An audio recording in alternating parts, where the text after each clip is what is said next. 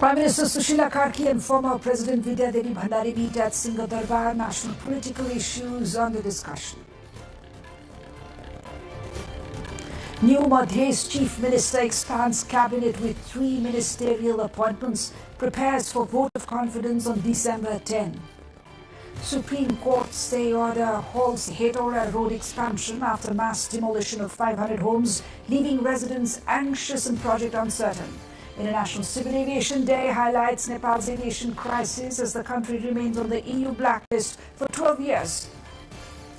Deadly Goa nightclub inferno kills at least 25 people. Gas cylinder blast sparks massive blaze during crowded DJ event. And Karnali beat Janakpur Bulls by 3 runs in the final league clash under the Nepal Premier League today.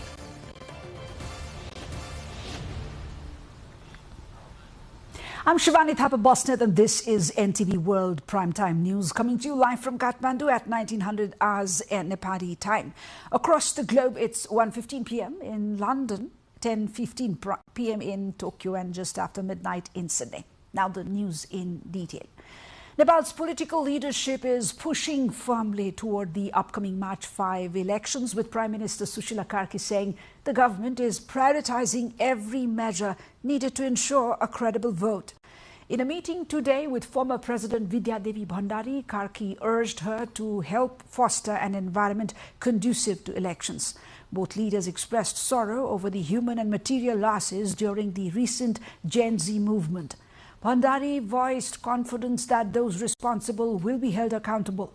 Prime Minister Karki said investigations are moving ahead with urgency and also conveyed regret over the damage caused to the former president's residence.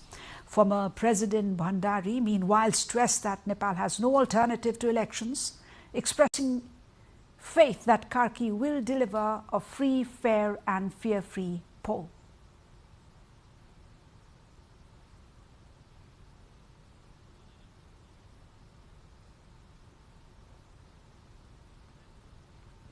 Information Minister Jagdish Kharel said the meeting focused squarely on current politics and election preparedness. अहिले सरकारले गरिरहेको कामको सन्दर्भमा सम्माननीय प्रधानमन्त्रीज्यूले पनि share गर्नुभयो र पूर्व राष्ट्रपति विद्यादेवी भण्डारीज्यूबाट जुन निर्धारित मितिमा निर्वाचन फागुन 21 मा गर्ने भनिएको छ त्यसलाई राम्रोसँग सम्पन्न गर्न उहाँले सल्लाह दिनुभयो. In Nepal's southern Madhya province, newly appointed Chief Minister Krishna Prasad Yadav has expanded his cabinet, naming 3 ministers from across the political spectrum. Jangilal Rai of the Nepali Congress, Mahesh Prasad Yadav from the Janamat Party, and Kanish Patel of the CPN Unified Socialist. Yadav was sworn in earlier today, taking his oath in the Maithili language, a symbolic nod to the region's cultural identity. The Chief Minister, appointed on December 5, now faces a crucial test. He is expected to seek a vote of confidence on December 10. The date was agreed upon during a meeting of the province's 7-party ruling alliance, according to coalition leaders. The political reshuffle comes at a sensitive moment as Madhya province navigates questions of representation, stability and power sharing within Nepal's evolving federal landscape.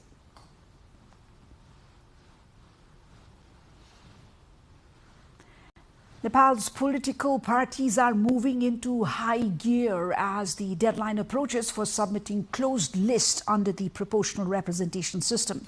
With new directives from the Election Commission, parties are now setting their own criteria to screen candidates. The Commission has instructed all parties to ensure inclusive representation in both direct and proportional seats, and to work toward achieving 40% women's representation in Parliament by 2030, a target tied to the Sustainable Development Goals. It has also issued a 20-point guideline for the upcoming federal elections. The Nepali Congress has already circulated a 10-point standard barring anyone convicted of caste discrimination, domestic violence or child labor, and preventing current proportional MPs from seeking another PR ticket. The party also restricts individuals to being recommended for only one position. The main opposition UML says it will align its selection process with the Commission's directives, prioritizing diversity across communities, languages and regions. Other parties, meanwhile, are drafting their own criteria as well. In East Nepal, police have arrested a suspect in the killing of 12-year-old Ansu Gautam, whose disappearance in early October sparked nationwide outrage. Her decomposed body was discovered 18 days later in a forest near Belbari. A joint task force, including District Police Koshi Province authorities and the Central Investigation Bureau, launched Operation Justice for Ansu to track down the perpetrator. Police say 59-year-old Padam Bahadur Adhikari has now been detained on charges of rape and murder, with a court granting a 7-day remand. Investigators say possible motives include a family dispute, revenge, or sexual assault.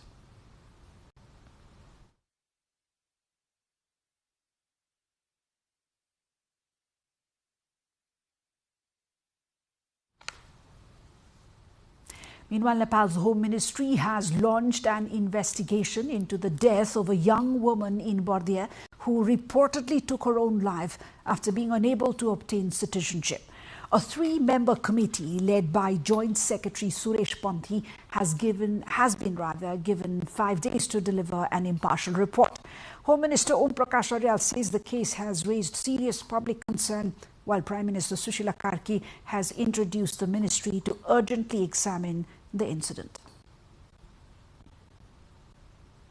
Road expansion in Hetauda comes to an abrupt halt after the Supreme Court stay, leaving hundreds displaced and the future of the project uncertain. More on this when we come back.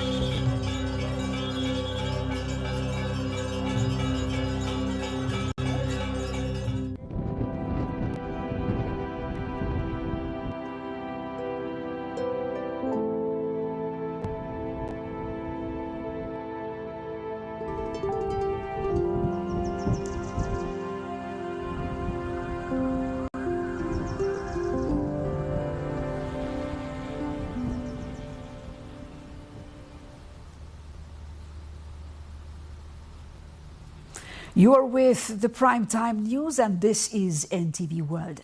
The National Human Rights Commission has submitted its annual report for the fiscal year 2081-82 to President Ramchandra Paudel. The report, presented by Commission Chairperson Tapa Bahadur Magar, was handed over at a ceremony at the Presidential Palace in Shetal Niwas. As per the Constitution of Nepal, the Commission is required to submit its report to the President under Article 294.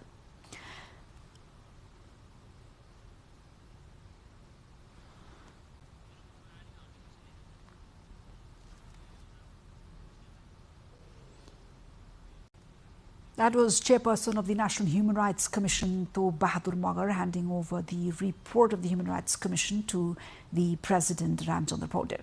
The road division in Hetauda has temporarily suspended the ongoing road expansion work in the market area. In a press conference today, the division announced that the work would be halted due to a recent order from the Supreme Court. The court issued a stay order on December 5, which was received by the Road Division on December 7, instructing them not to proceed with the road expansion. The decision comes after the demolition of several properties along the road, where dozers were used to widen the national highways within the Hetauda sub-metropolitan area.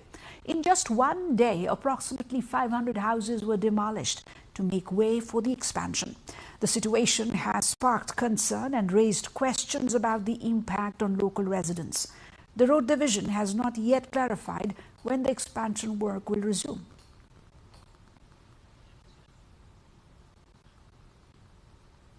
In response to the challenges faced by homeowners and businesses affected by the 25-yard highway expansion in Hetauda, the Hetauda sub-metropolitan city has unveiled a 9-point rehabilitation facilitation program. The program is designed to support those whose land lies within the expanded road area and who lack alternative housing or land. According to spokesperson Sabine Opani, the sub-metropolitan city will collect details of the affected individuals through ward offices and facilitate housing management. In a meeting today, the municipal executive also decided to request Nepal Rashtra Bank for housing loans at concessional interest rates for homeowners whose houses were demolished. Additionally, tax exemptions for affected businesses and a proposal to waive land survey fees for new homes up to 2,000 square feet will be presented to the Municipal Assembly. The sub-metropolitan city also plans to provide technical assistance for fast-tracking house reconstruction and will engage with the federal government to develop Tribhuvan Highway as a tourist route. Continuous dialogues with the Chamber of Commerce and other stakeholders will ensure that affected businesses can continue operations.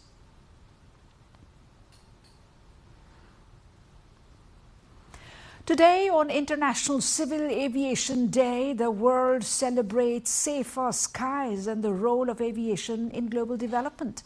Yet, Nepal faces a stark contrast as its aviation sector enters 12 years on the European Union's blacklist. Despite reforms and repeated attempts to improve safety, the EU says Nepal still fails to meet essential standards, keeping Nepali airlines barred from the European Union destinations. Ironically, European officials, even British royalty, frequently fly on Nepali carriers within Nepal, while those same airlines can operate in only 8 countries abroad. The blacklist imposed in 2013 over concerns such as outdated aircraft, weak oversight, and insufficient trained personnel remains in place, even though ICAO lifted its own restrictions in 2017. Experts warn that recurring accidents and slow safety improvements continue to undermine confidence. Former Aviation Chief Rajkumar Chetri says unresolved safety gaps are the key reason Nepal remains excluded. Meanwhile, the Civil Aviation Authority says it is intensifying safety upgrades, aiming to finally meet EU standards and broaden international access, a goal highlighted today as the world marks a day dedicated to safe and secure skies for all. A cultural double-E constructed in Nepal's Palpa districts left in a sorry state. Built to showcase Nepal's rich cultural heritage, the newly constructed Nuako double-E in Palpa lies abandoned. Its pristine structure slowly succumbing to neglect as officials delay its opening to the public. Rojina Rai brings you a report on this. A cultural double-E constructed in Nepal's Palpa district is left in sorry state. A double-E or dabu is a traditional elevated open-air stage significant in Newar culture in Nepal, used for religious festivals and community gathering and historical performance venues. The structure of double-E is completed, however, it is yet to open and used for the public, which is leading to gradual decay in overall appearance. As part of Nepal's provincial development plans, the Lumbini provincial government built the cultural Nuako double-E in 2020 to attract tourists in the area. Nuako, known for its historical and religious significance, was expected to draw visitors once the double-E came into use. Despite the completion of the project with a budget of rupees 38.5 million rupees, equivalent to $267,660, the unused traditional double-E has now turned into a savvy grassy land. The provincial government has started the administrative process to bring the double-E into operation, but there is still no clear timeline for its official opening. Provincial authorities are completing the process of handing over the double-E to the local government, in line with Nepal's federal structure that places cultural and tourism project under local jurisdiction.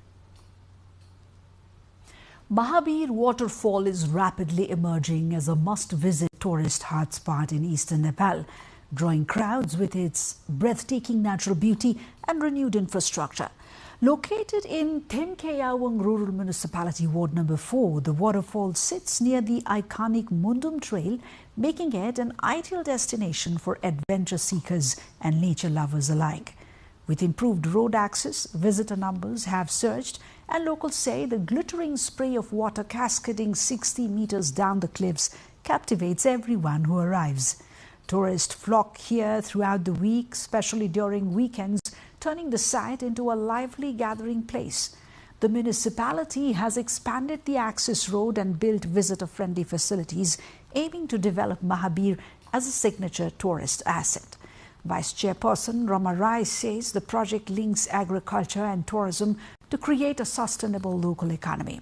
Officials add that long-term development is underway to establish Mahabir Waterfall as a premier ecosystem destination, showcasing the region's natural charm while driving inclusive growth.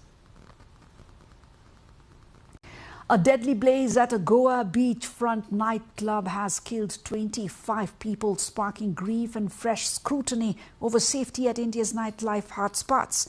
In our international headliner, when we come back on the other side.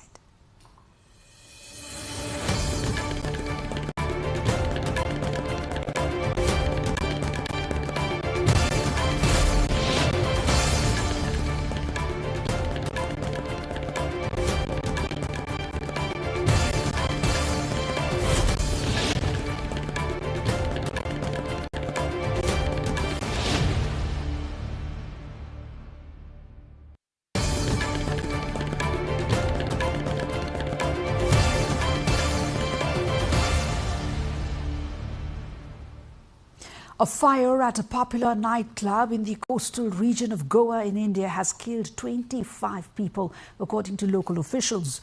Most of the victims are believed to be staff of the Birch by Romeo Lane nightclub, located near a popular beach. Tourists are also said to be among the dead. Police believe a gas cylinder exploded in the club's kitchen, causing a blaze to rip through the venue on Saturday at midnight local time. Goa's Chief Minister Pramod Sawant told journalists 3 people had died from the burn injuries, while others died by suffocation. An inquiry into the cause of the fire has been launched, the Chief Minister added. The venue was packed because it was hosting a Bollywood specialist DJ. The area where the fire occurred is lined up with similar bustling night spots. Prime Minister Narendra Modi called the Goa fire deeply saddening in a post on social media. India has seen a number of deadly fires at entertainment venues in recent years. Russia continued its airstrikes on Ukraine overnight after Ukrainian President Volodymyr Zelensky said he had a very constructive phone call with the U.S. President's negotiating team following 3 days of talks in Florida. Early on Sunday, the mayor of Kremenchuk, a major industrial hub in central Ukraine, said the city had been repeatedly struck in a massive attack. No deaths have been confirmed so far. Meanwhile, Russia said it had shot down 77 Ukrainian drones in several locations. Aerial assaults have continued even as efforts to negotiate an end to the war have intensified, including detailed Ukrainian-US talks in Miami aimed at drafting a peace settlement acceptable to both sides. Saturday's mass shooting at an unlicensed bar in west of Pretoria in South Africa has left at least 12 people dead, including 3 children, and wounded at least 13 others. Police say 3 gunmen carried out the attack and are still at large. Analysts say the incident underscores structural issues in South Africa's law enforcement and public safety systems. Despite strict gun regulations, illegal firearms remain widespread, and unlicensed taverns, often located in hostels and informal settlements, continue to be flashpoints for violence. Community leaders have renewed calls for stricter enforcement, better policing, and targeted social interventions to prevent recurring tragedies. Experts warn that without addressing the underlying poverty, gang influence, and weak regulatory oversight, such deadly incidents are likely to continue, perpetuating cycles of fear and insecurity in vulnerable communities. Japan's defense ministry says Chinese military aircraft intermittently locked its radar onto air self-defense force fighter jets twice on Saturday. The ministry says the incidents occurred over waters southeast of Okinawa's main island. Defense Minister Koizumi Shinjiro told reporters on early Sunday that at least one Chinese J-15 fighter jet took off from the aircraft carrier Liaoning. He said the aircraft intermittently locked its radar onto ASTF F-15 fighter planes that had scrambled in response to a possible intrusion of Japan's airspace. No damage to Japanese aircraft or injuries to crew have been reported. The ministry said it officially announced for the first time radar locking by Chinese military aircraft against Japan's self-defense forces jets. Hong Kongers are voting in an election seen as a test of public sentiment following a deadly fire that angered some in the city. The government has mounted a huge campaign to encourage Hong Kongers to choose members of the Legislative Council. All of the candidates have been vetted to ensure they are loyal to China. The election takes place as many are mourning the Tai Po fire last month, which killed nearly 160 people. Gaza faces a crippling gas shortage as fuel restrictions halt essential services and deepen the humanitarian crisis. When we come back.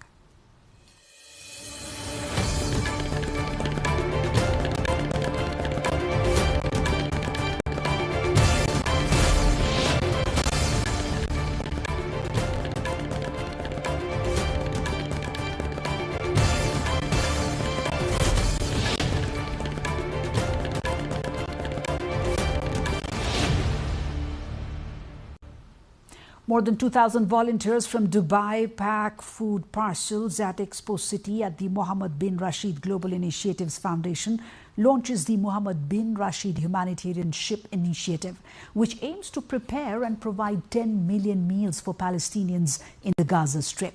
This comes as the Gaza Strip is suffering from a critical and persistent shortage of gas and fuel as a result of ongoing restrictions on aid entry and the conflict. The shortage has led to a collapse of essential services, including healthcare, sanitation, and food production. The lack of fuel, which the United Nations calls the backbone of survival in Gaza, affects nearly every aspect of life for over 2 million people.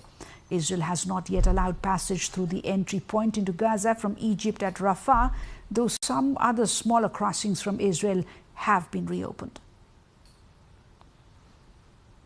Officials and business leaders from China and the United States met in Berkeley of California to explore new avenues for trade and investment, seeking to ease tensions created by recent U.S. tariffs. At a business breakfast hosted by the China Council for the Promotion of International Trade, Chairman Ren Hogbin highlighted China's innovation-driven economy and emerging sectors such as aerospace, biotech, and low-carbon industries, saying they offer huge opportunities for cooperation. Chinese Consul General Zhang Jiamin added that the Bay Area's tech ecosystem and China's vast market create strong complementary potential. But participants also warned that tariff uncertainty continues to affect business. Oakland port officials called for stability, while Mayor Barbara Lee stressed that trade with China remains active and vital, reinforcing economic ties despite policy differences.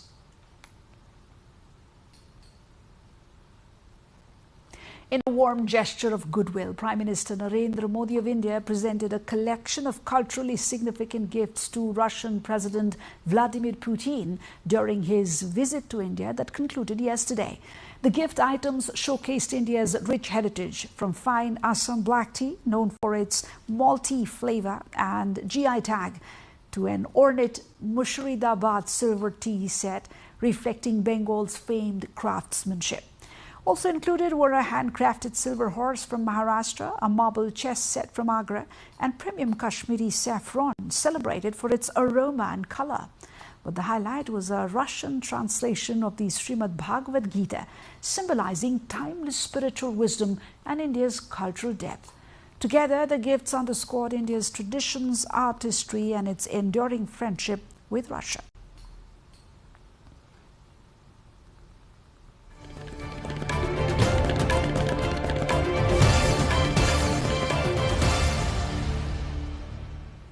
Let's switch to sports now.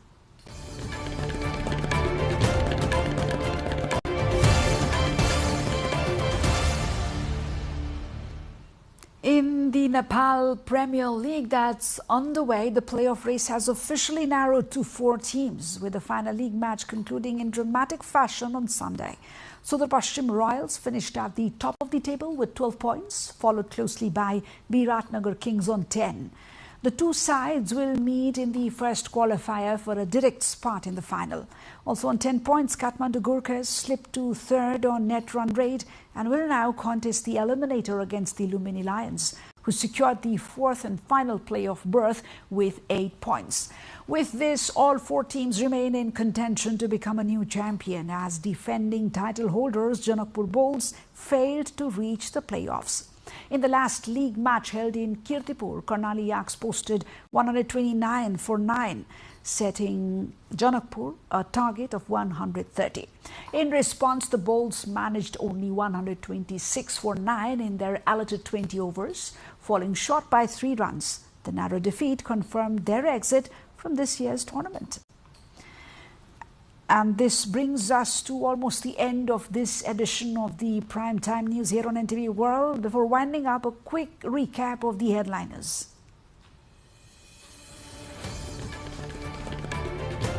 Prime Minister Sushila Karki and former President Vidya Devi Bhandari meet in Singha Darbar. National political issues also discussed during the meet. New Madhesh Chief Minister expands cabinet with 3 ministerial appointments, prepares for vote of confidence on December 10. Supreme Court stays Hetauda Road expansion after mass demolition of 500 homes, leaving residents anxious and project uncertain. International Civil Aviation Day highlights Nepal's aviation crisis as the country remains on the EU blacklist for 12 years. Deadly Goa nightclub inferno kills at least 25 people. Gas cylinder blast sparks massive blaze during crowded DJ event. And Karnali Yaks clinch final match. Janakpur Bulls miss playoffs in the ongoing Nepal Premier League. That's all coming to you from NTV World Primetime News for now. Our next bulletin will be at 2200 hours Nepal time. Do join us through our social media and get the latest updates from our official website, nepaltelevision.com. This is Shivani Thapa Boston, thanking you for staying with us. Have a wonderful evening ahead.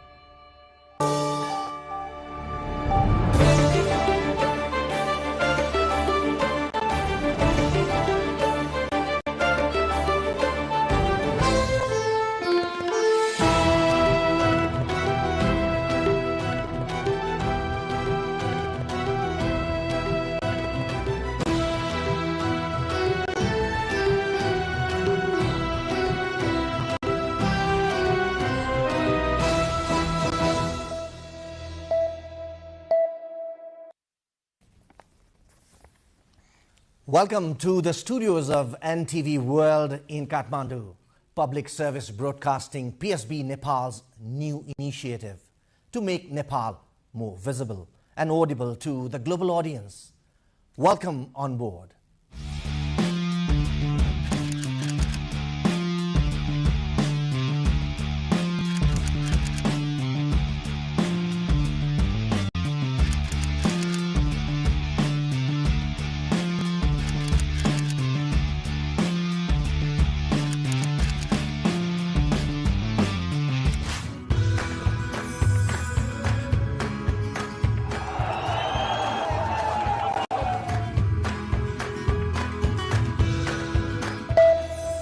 This is NTV World. Facts that speak, insights that matter. Telling the stories of a changing planet. NTV World, Nepal's perspective to the world. Exploring the heartbeat of Nepali creativity. This is NTV World. The power of story shaped by technology. NTV World. Unearthing Nepal's hidden heritage. Discovering the timeless Nepal. Telling stories that endure across centuries. Where culture breathes, stories bloom. When the world moves, we make a sense of it. NTV World, taste of Nepal. Every recipe, every flavor tells the story. Journalism in the digital age. Fast, focused, verified. Stories hold power. Stories reflecting life. Stories of the hinterlands. Reporting for public service broadcasting. Reporting for NTV World. This is NTV World. Welcome to News Hour. This is NTV World. Welcome to Primetime News. One story at a time.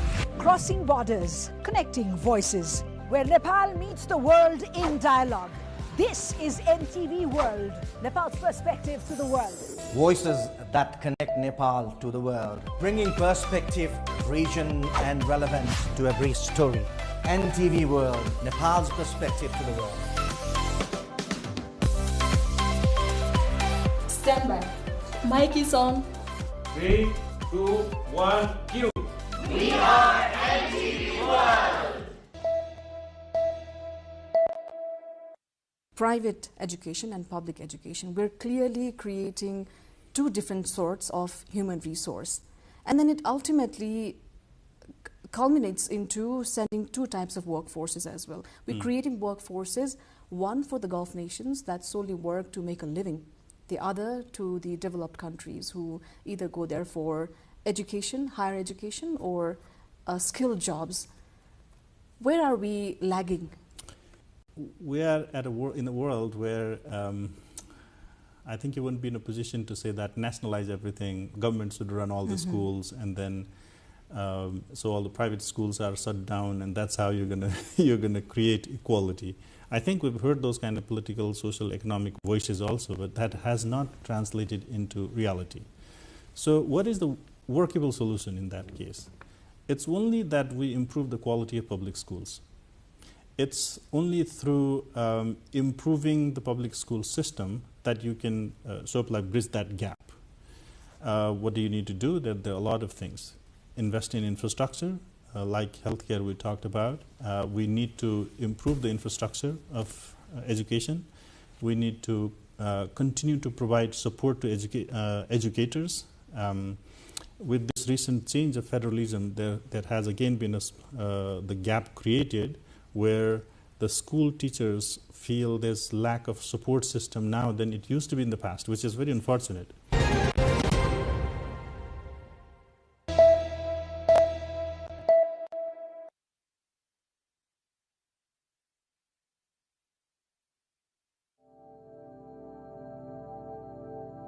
Dai Lake in Karnali province is a geographically remote district, yet rich with untapped potential for tourism.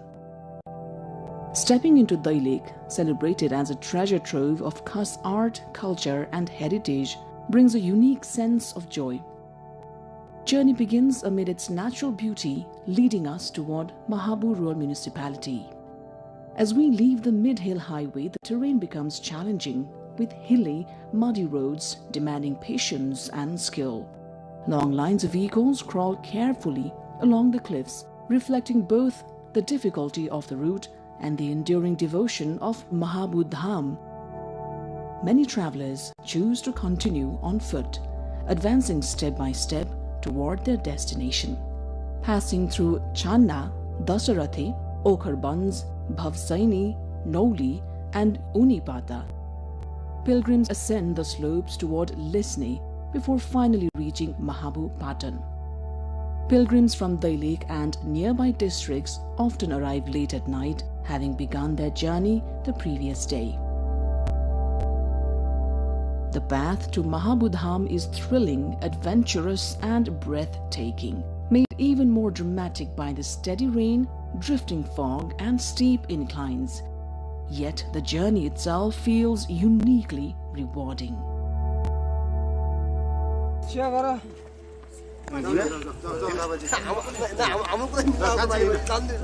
Mahabu Lake or Mahabu Dham, located within Mahabu Rural Municipality, is a remarkable place of natural beauty, religious significance, and cultural heritage. Situated at an altitude of 4,200 meters, the area is adorned with emerald lakes, grazing flocks of sheep and goats, and a sky that dances with Himalayan mist. Every year, during Janai Purnima, a grand fair is held here, drawing thousands of devotees from across the region. Mahabu Dham's spiritual importance is deeply rooted in the ancient worship of Lord Shiva, revered here as the origin site.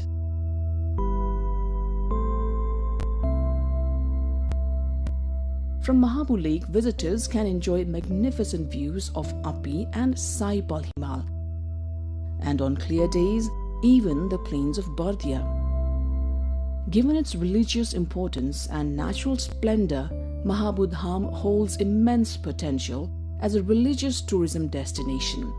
Improving the rough, narrow access roads is essential for supporting this growth. Mahabu Dham is more than a pilgrimage site. It is a confluence of culture, history, faith, and nature. To truly appreciate its significance, one must visit Mahabu Lake at least once, immerse oneself in its natural beauty, and experience the serene environment that leaves a lasting impression.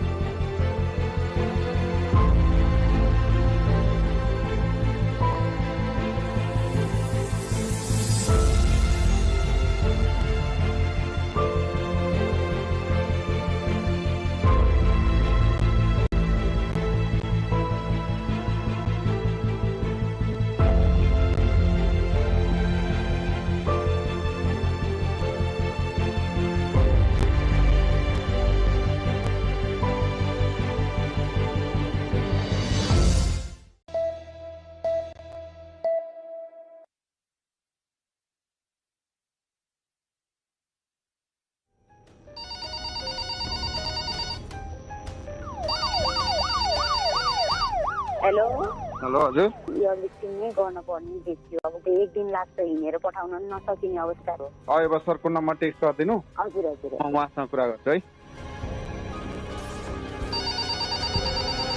एउटा case आज एकदम emergency सुत्केरी हुन नसकेको oxygen चाहिने हो हैन के छ म एयरपोर्टमै छु विदिन 10 मिनेट्समा रिसिभ गरेर म रेडी भइहाल्छु रेडी कन्डिसनमा बस्ने भनिदिनुस् म यहाँबाट म्याक्सिमम 40 मिनेटमा म ल्यान्ड गरिहाल्छु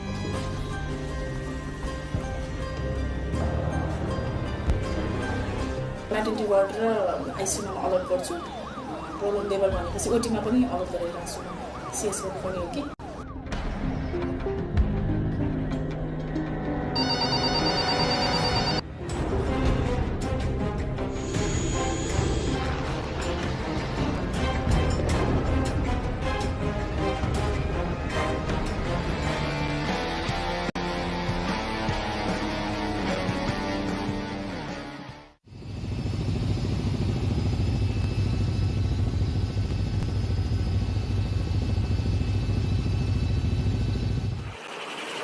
बागलुङ जिल्ला बुर्तिबाङकी 17 वर्षीय गर्भवती महिलाको हवाई उद्धार गरिएको दृश्य हो यो। 2 दिनसम्म सुत्केरी व्यथा लागेको र स्थानीय स्वास्थ्य संस्थामा प्रसुति गराउन नसकेको कारण उनलाई गण्डकी प्रदेश सरकार, सामाजिक विकास तथा स्वास्थ्य मन्त्रालयले आपतकालीन हवाई उद्धार गरी पश्चिमाञ्चल क्षेत्रीय अस्पताल पोखरामा थप सेवा प्रदानका लागि ल्याइएको हो। असह्य प्रसव पीडाले छटपटिएर मृत्युको नजिक पुगेको दर्दनाक अवस्थामा उनको उद्धार भएको हो। हाम्रो गाउँ धेरै माथि छ अनि हाम्रो गाउँमा यस्तो विकासहरू केही पनि रहेन, धेरै कम छ विकासहरू, न शिक्षा पनि छैन, खाने पानी पनि छैन, यातायात सुविधा मात्र छ अनि यातायात सुविधामा नि बाटोहरू यस्तो बिग्रने भड्कने गरेको कारणले गाडी आउन ढिला गर्यो गर। त्यस्तै सानो उमेरको गर्भवती 2 जना हुनुहुन्छ, उनीहरूलाई नि मलाई जस्तो नपरोस् न मेरो जस्तो बच्चा नहोस्, उनीहरूलाई नि यो सुविधा पाउन् उनीहरूले भन्ने। नेपालमा भौगोलिक विकटता, गरिबी तथा स्वास्थ्य संस्थामा पहुँचको अभावका कारण समयमा प्रसुति सेवा नपाउँदा हरेक वर्ष लगभग 1400 गर्भवती महिलाहरू तथा नवजात शिशुहरूले अकालमा ज्यान गुमाउने गर्दछन्। नेपालमा विशेष गरी प्रसुति कहाँ गराउने भनेर निर्णय गर्न ढिलाइ, स्वास्थ्य संस्था पुग्न ढिलाइ तथा स्वास्थ्य संस्था पुगिसकेपछि पनि उपचार पाउन ढिलाइ आदि कारणबाट मातृ मृत्यु हुने गरेको पाइएको छ। नेपालको संविधानको धारा 38ले प्रत्येक महिलालाई सुरक्षित मातृत्व र प्रजनन स्वास्थ्य सम्बन्धी हक प्रदान गरेको छ। गर्भावस्था एक संवेदनशील अवस्था हो। नेपाल सरकारले प्रसुति सेवालाई आकस्मिक स्वास्थ्य सेवा अन्तर्गत वर्गीकरण गरेको छ। नेपालमा मातृ तथा बाल मृत्युमा कमी ल्याउने उद्देश्यले आर्थिक वर्ष 2073-74 को नीति तथा कार्यक्रम मार्फत राष्ट्रपति महिला उत्थान कार्यक्रम सञ्चालनमा आएको छ। नेपाल सरकारले हवाई उद्धार सम्बन्धी कार्यविधि 2075 पारित गर्यो। सोही कार्यविधि बमोजिम राष्ट्रपति महिला उत्थान कार्यक्रम मार्फत दुर्गम हिमाली तथा पहाडी क्षेत्रका ज्यान जोखिममा रहेका गर्भवती तथा सुत्केरी महिलाहरूको हवाई उद्धार हुन थालेको हो, जस अन्तर्गत देशभरका जिल्लाहरूमध्ये 19 जिल्लामा पूर्ण र 29 जिल्लामा आंशिक रूपमा निशुल्क हवाई उद्धार कार्य सञ्चालनमा आयो। हालसम्म देशभरका 625 जना जोखिममा परेका गर्भवती तथा सुत्केरी महिलाहरूको हेलिकप्टरबाट निशुल्क हवाई उद्धार भइसकेको छ। विगत 2073 देखि स्टार्ट भएको यो सुत्केरी तथा महिला उत्थान कार्यक्रम, तर यो 2075 सालतिर आएर चाहिँ हाम्रो यो एमयू अन्डरस्ट्यान्डिङ यो महिला तथा बालबालिका मन्त्रालय र नेपाली सेना बीच भएको र त्यसले गर्दाखेरि हाम्रो यो प्रक्रियाहरू चाहिँ एक्सपिडाइट हुने अलिकति प्रभावकारी भएको छ। र हाम्रो डाटाले पनि के बताउँछ भन्दाखेरि 75 सालदेखि 76 यता हेर्ने भने हरेक रेस्क्यु चाहिँ डबल, नम्बर अफ रेस्क्यु चाहिँ डबल भइरहेको छ। 75 सालमा जम्मा 24 वटा आर्मीले गरेका छन् भने 76 सालमा आउँदाखेरि चाहिँ त्यो चाहिँ 80 हुँदै 160 हुँदै यसरी बढ्दो क्रम छ। यो चाहिँ हामीले यसो मेरो पर्सनल ओपिनियनमा चाहिँ के लाग्छ भन्दाखेरि हाम्रो यो मन्त्रालय मार्फतबाटको जुन अवेरनेस प्रोग्राम त छँदैछ, त्यस बखत जुन हाम्रो यो नेपाली सेनाको हेलिकप्टर चाहिँ गाउँ गाउँमा पुग्दाखेरि चाहिँ मान्छेहरूलाई चाहिँ किन हेलिकप्टर आएछ भन्ने कुराको चासोले गर्दाखेरि चाहिँ त्यो गाउँ गाउँमा चाहिँ एउटा अवेरनेस हो। हेलिकप्टरले चाहिँ नेपाली सेनाको हेलिकप्टरले चाहिँ सुत्केरी महिला रेस्क्यु गरेको छन् भन्दाखेरि चाहिँ त्यो हेलिकप्टरको आवाज र त्यो हेलिकप्टर त्यो गाउँमा घुमेको हिसाबले चाहिँ त्यहाँको स्थानीयहरू पनि अहिले यो सम्बन्धी चाहिँ अवेर हुँदै आएका छन् र यसले चाहिँ एउटा पोजिटिभ मेसेज गएको छ यो हेलिकप्टरले रेस्क्युले गर्दाखेरि चाहिँ। हजुर, मोड अफ अपरेसन नै अलिकति फरक हुन्छ। हाम्रो जुन मेन्टल स्टेट हुन्छ सकेसम्म समयमा नै पुगौँ र समयमा नै सुत्केरी महिलाहरूलाई चाहिँ नजिकको हस्पिटलमा पुर्याइदिउँ भन्ने हाम्रो मनसाय रहेको हुन्छ। संघीय सरकारको उक्त हवाई उद्धार कार्यक्रम सञ्चालनमा आएसँगै गण्डकी प्रदेश सरकारले पनि प्रशासकीय ऐन 2075 को दफा 2 ले दिएको अधिकारको प्रयोग गरी जोखिममा परेका गर्भवती र सुत्केरी महिलाहरूको हवाई उद्धार कार्यविधि 2080 लाई कार्यान्वयनमा ल्याएको छ। सोही कार्यविधि अनुसार हाल गण्डकी प्रदेशमा गर्भवती तथा सुत्केरी महिलाहरूको जटिलता व्यवस्थापन कार्यक्रम अन्तर्गत निशुल्क हवाई उद्धार सेवा सञ्चालनमा आएको छ। ठूलो महत्वाकांक्षा र प्राथमिकताका साथ सञ्चालनमा ल्याइएको यस कार्यक्रम मार्फत हालसम्म 56 जना जोखिममा परेका गर्भवती तथा सुत्केरी महिलाहरूको हवाई उद्धार भइसकेको छ।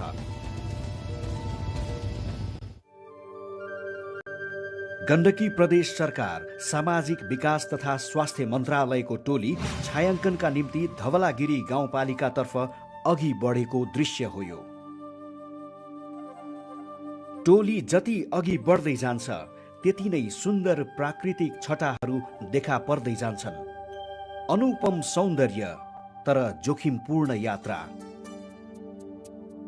प्राकृतिक मनमोहक दृश्य अनि दुर्गम बस्तीहरू, यस्तै अद्भुत अनुभूतिहरूसँग रमाउँदै टोली ताकम गाउँ पुग्दछ। असारे काम हुँदा मात्रै अब छरिने हैन, चराउने राम्रोसँग, अनि पाली नदीतिर जानु भएन हैन। हालसम्म यस धवलागिरी गाउँपालिकाबाट 7 जना जोखिममा परेका गर्भवती महिलाहरूको हवाई उद्धार भइसकेको छ र यस ताकम गाउँबाट मात्रै 3 जना गर्भवती महिलाको हवाई उद्धार गरी आमा र शिशुको ज्यान जोगाउन गण्डकी प्रदेश सरकार सफल भएको छ। यसै महत्त्वलाई आत्मसात गर्दै धवलागिरी गाउँपालिकाले आफ्ना 7 वटै वडाहरूमा एक-एकवटा हेलिप्याडको निर्माण समेत गरिसकेको छ। टोलीको गन्तव्य भने धवलागिरीको अर्को गाउँ मुदी रहेको थियो। चिसो हुस्सु र कुहिरो छिचोल्दै भीर पाखाको रोमाञ्चक तर जोखिमपूर्ण यात्रा गर्दै टोली साँझको समयमा आफ्नो गन्तव्यमा पुग्दछ। केही थकान त केही उत्साह साथमा लिएर पुगेको टोलीलाई मुदी गाउँका स्थानीयले गरेको सत्कारले थप ऊर्जाशील बनाइदिन्छ। गाउँमा आफ्ना छोरी बुहारीलाई बचाउन मद्दत गर्ने मन्त्रालयका अधिकारीहरूलाई स्वागत गर्न पाउँदा उनीहरूको खुसीको सीमा थिएन। पाहुनाको स्वागतको लागि कोही मकै भुट्नमा व्यस्त देखिन्थे भने कोही सांस्कृतिक कार्यक्रमको आयोजनामा खटिएका थिए।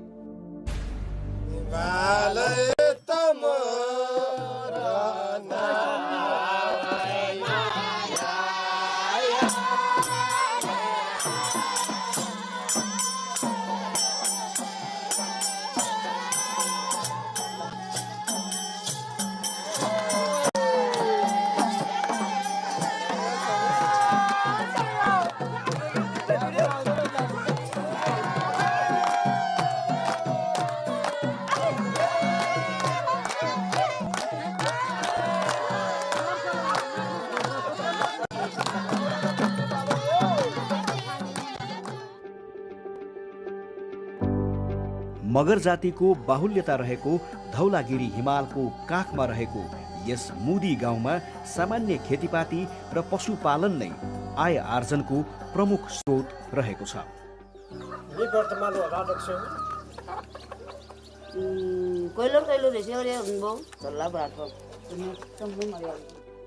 यहाँ एउटा स्वास्थ्य चौकी अवस्थित छ। यसै स्वास्थ्य चौकीमा मुदीका गर्भवती महिलाहरूले प्रसुति सेवा प्राप्त गर्दै आएका छन्।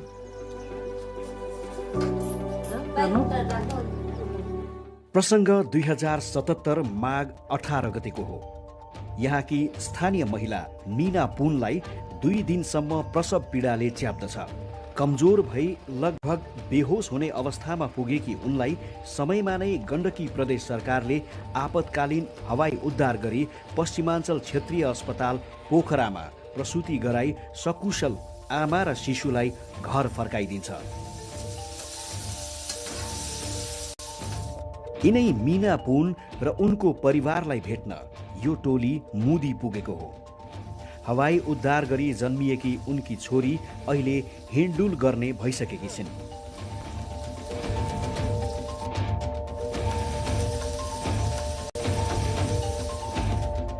रचाइरहेको थिएँ अनि डेट पनि एकवटा पछाडि थियो।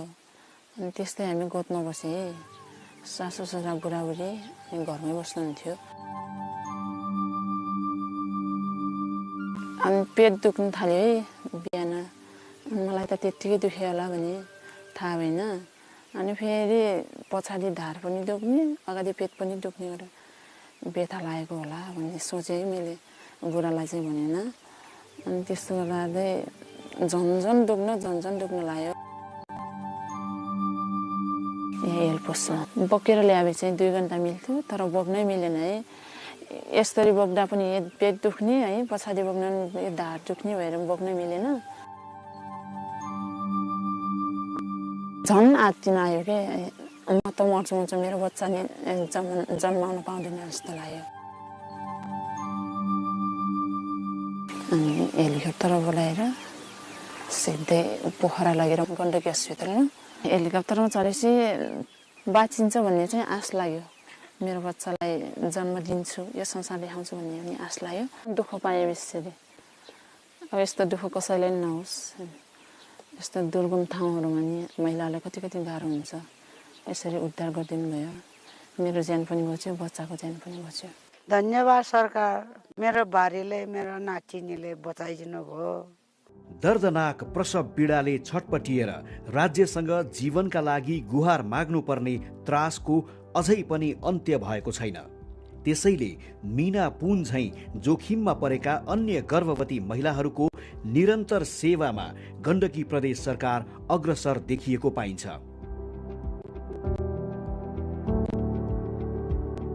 सुत्केरी भएको 45 दिनभित्र कुनै समस्या देखिए नजिकको अस्पताल पुर्याएर निशुल्क उपचार गराउने प्रावधान समेत यस कार्यक्रममा रहेको छ।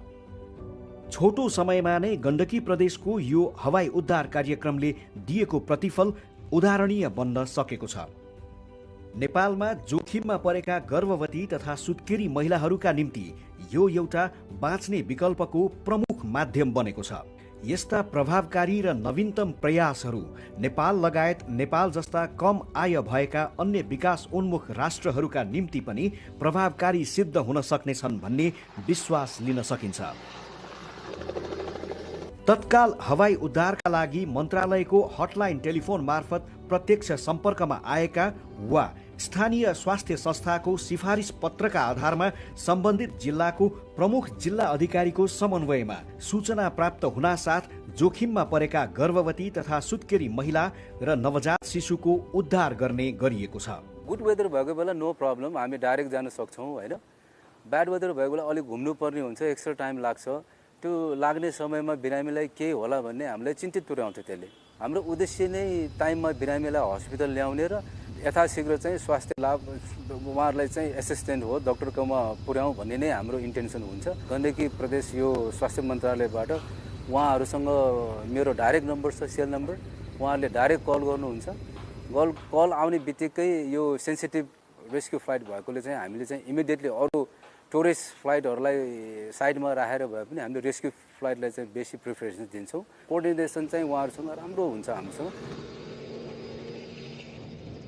अस्पतालको भूमिकाको कुरा गर्नुपर्दाखेरि चाहिँ मन्त्रालयबाट चाहिँ यहाँ कन्ट्याक्ट हुन्छ। त्यसमा विशेष गरेर हाम्रो अस्पतालमा इमर्जेन्सी वार्डको इन्चार्ज चाहिँ फोकल पर्सनको रूपमा तोकिनु भएको छ र उहाँहरू मन्त्रालयबाट फोन आउँदाखेरि चाहिँ इमर्जेन्सी वार्डको ल्यान्डलाइन नम्बर छ हाम्रो र इमर्जेन्सी वार्डको इन्चार्जको नम्बर छ। कुनै पनि नम्बरमा चाहिँ उहाँले कन्ट्याक्ट गरेर यस्तो खालके केस चाहिँ एयरलिफ्ट हुँदैछ भनेर इन्फर्मेसन दिनुहुन्छ। त्यसपछि चाहिँ उहाँ जो फोकल पर्सन हुनुहुन्छ उहाँले चाहिँ त्यतिखेर चाहिँ एउटा टिम चाहिँ एक्टिभेट हुन्छ।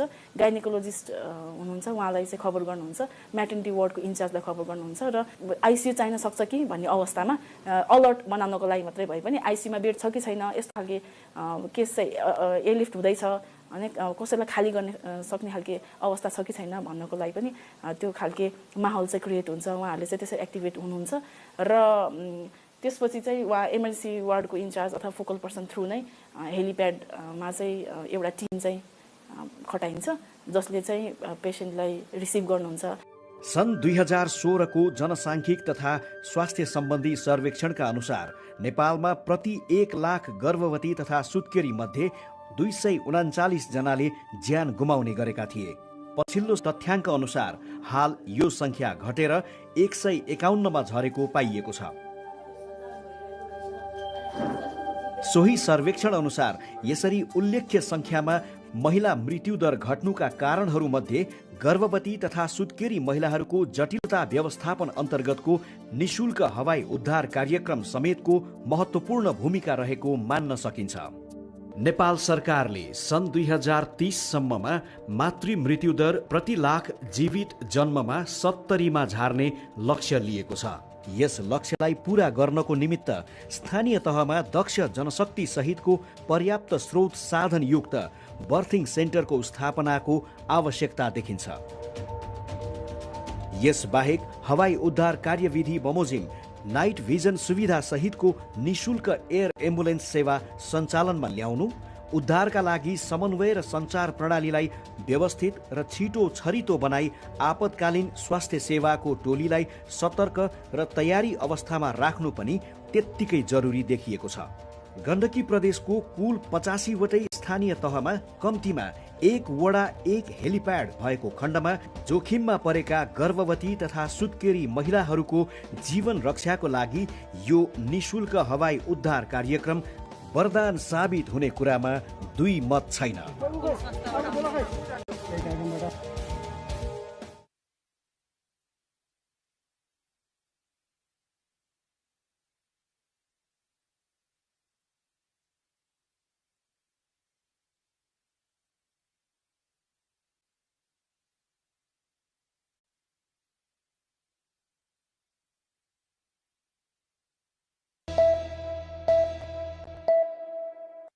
When I talked about remittance, how we receive a huge chunk of it, but we're not being able to properly utilize it so that we could materialize it into something productive. How do you see this whole thing? Do you think any person who is in Gulf country, earning money, sending money to this country, feels proud of sending that money here? Maybe he does because he or she does because they are able to take care of their families, but it could be converted into a sense where you say that your contribution has helped this country develop so much. We have created this infrastructure, we have created this development initiative, and so you take that ownership. And wherever you are, whichever part of the world you are in, whatever contribution you have made, if you feel like, oh, my contribution is actually, in fact, wherever I am, it is contributing towards development of my country, that would be much better. And so there can be some creative and innovative ways of utilizing that remittance, and also proper communication of how it is being used to those people who are contributing is equally important, I think.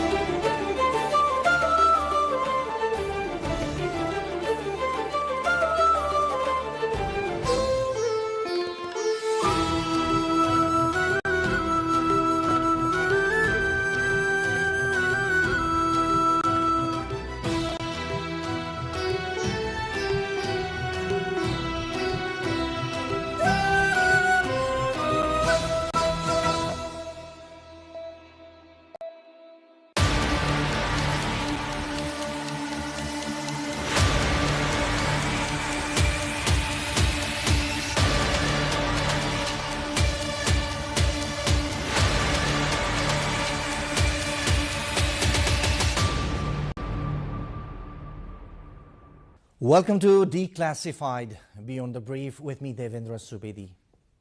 Today we bring you the story from the alleys of Kathmandu to NASDAQ, which is the US stock exchange. The gentleman we have with us today recently hit headlines in Nepal as a successful entrepreneur whose company, Fuse Machines, a company working in the field of artificial intelligence, which we call AI, made its debut at the NASDAQ or the US stock exchange. In this episode of Declassified, we try to explore the journey of a successful Nepali in global business arena. Artificial intelligence itself, changing trends in global business world, Nepali identity abroad, and much more. Dr. Samir Maske, a change maker, computer scientist and educator, has spent his career at the crossroads of innovation and education. He believes artificial intelligence isn't just transforming industries, it's reshaping opportunity itself. In 2013, he founded Fuse Machines, a New York-based company with a bold mission to democratize AI and make its benefits accessible to all. Though headquartered in the United States, its roots and much of its talent remain deeply connected to Nepal, where the company first launched its AI fellowship program, training local engineers and students in cutting-edge technology.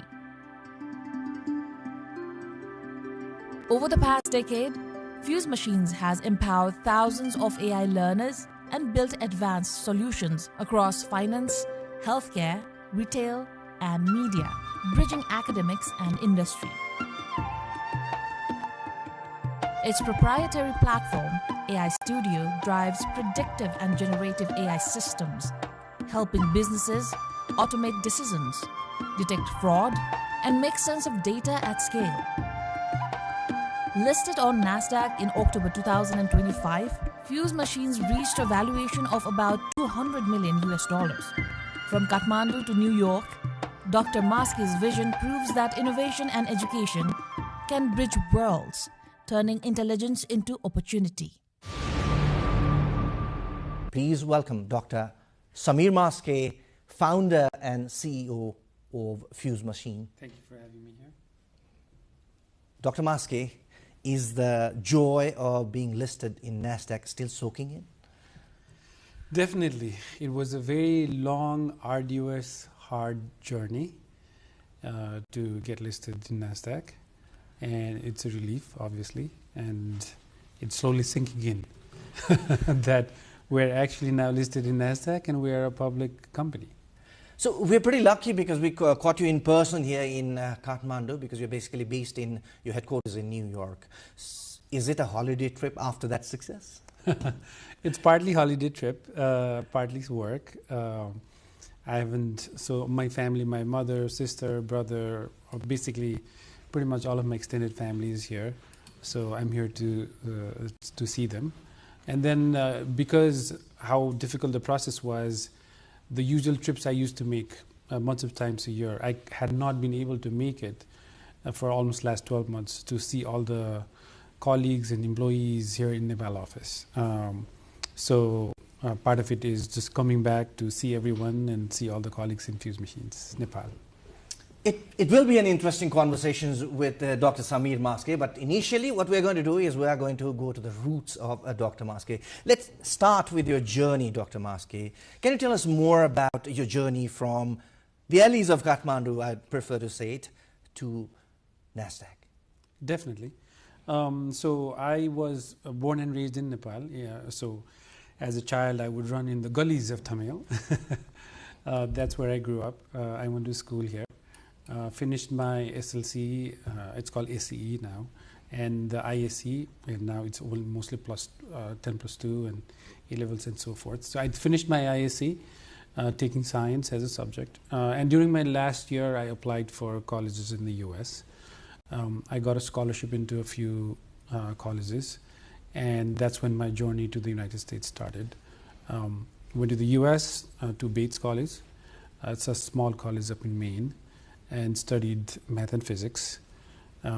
and then went on to do a PhD in AI because I was interested in computer science. I was interested in making machines talk, making machines understand us.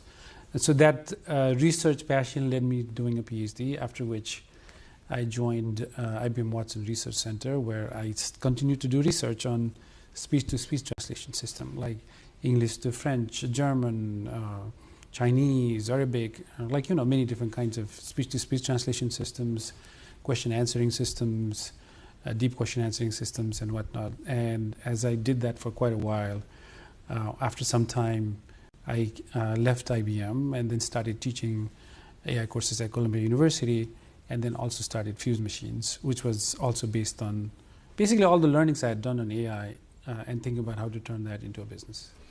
It is an interesting fact that Dr. Samir Maske is currently an adjunct associate professor at the University of Columbia teaching AI. So it's not just business, right? Can you tell us more about how your academics helped you build a business? Education has been very close to my heart for a long time. My mom was a school teacher, like it's called, that's a Bhagwan Bal, as this primary school. So I'd seen her teach all these kids, and when I used to come back from school, I could see her teaching and so forth, and would wait outside. So, and I've seen over the years how education, the students she has taught to all these kids have grown up now and are successful in their own businesses or education and so forth. So academia has always been very close and always been very interested in it, and that's why I ended up doing a PhD. Like, research was a passion, knowledge was a passion.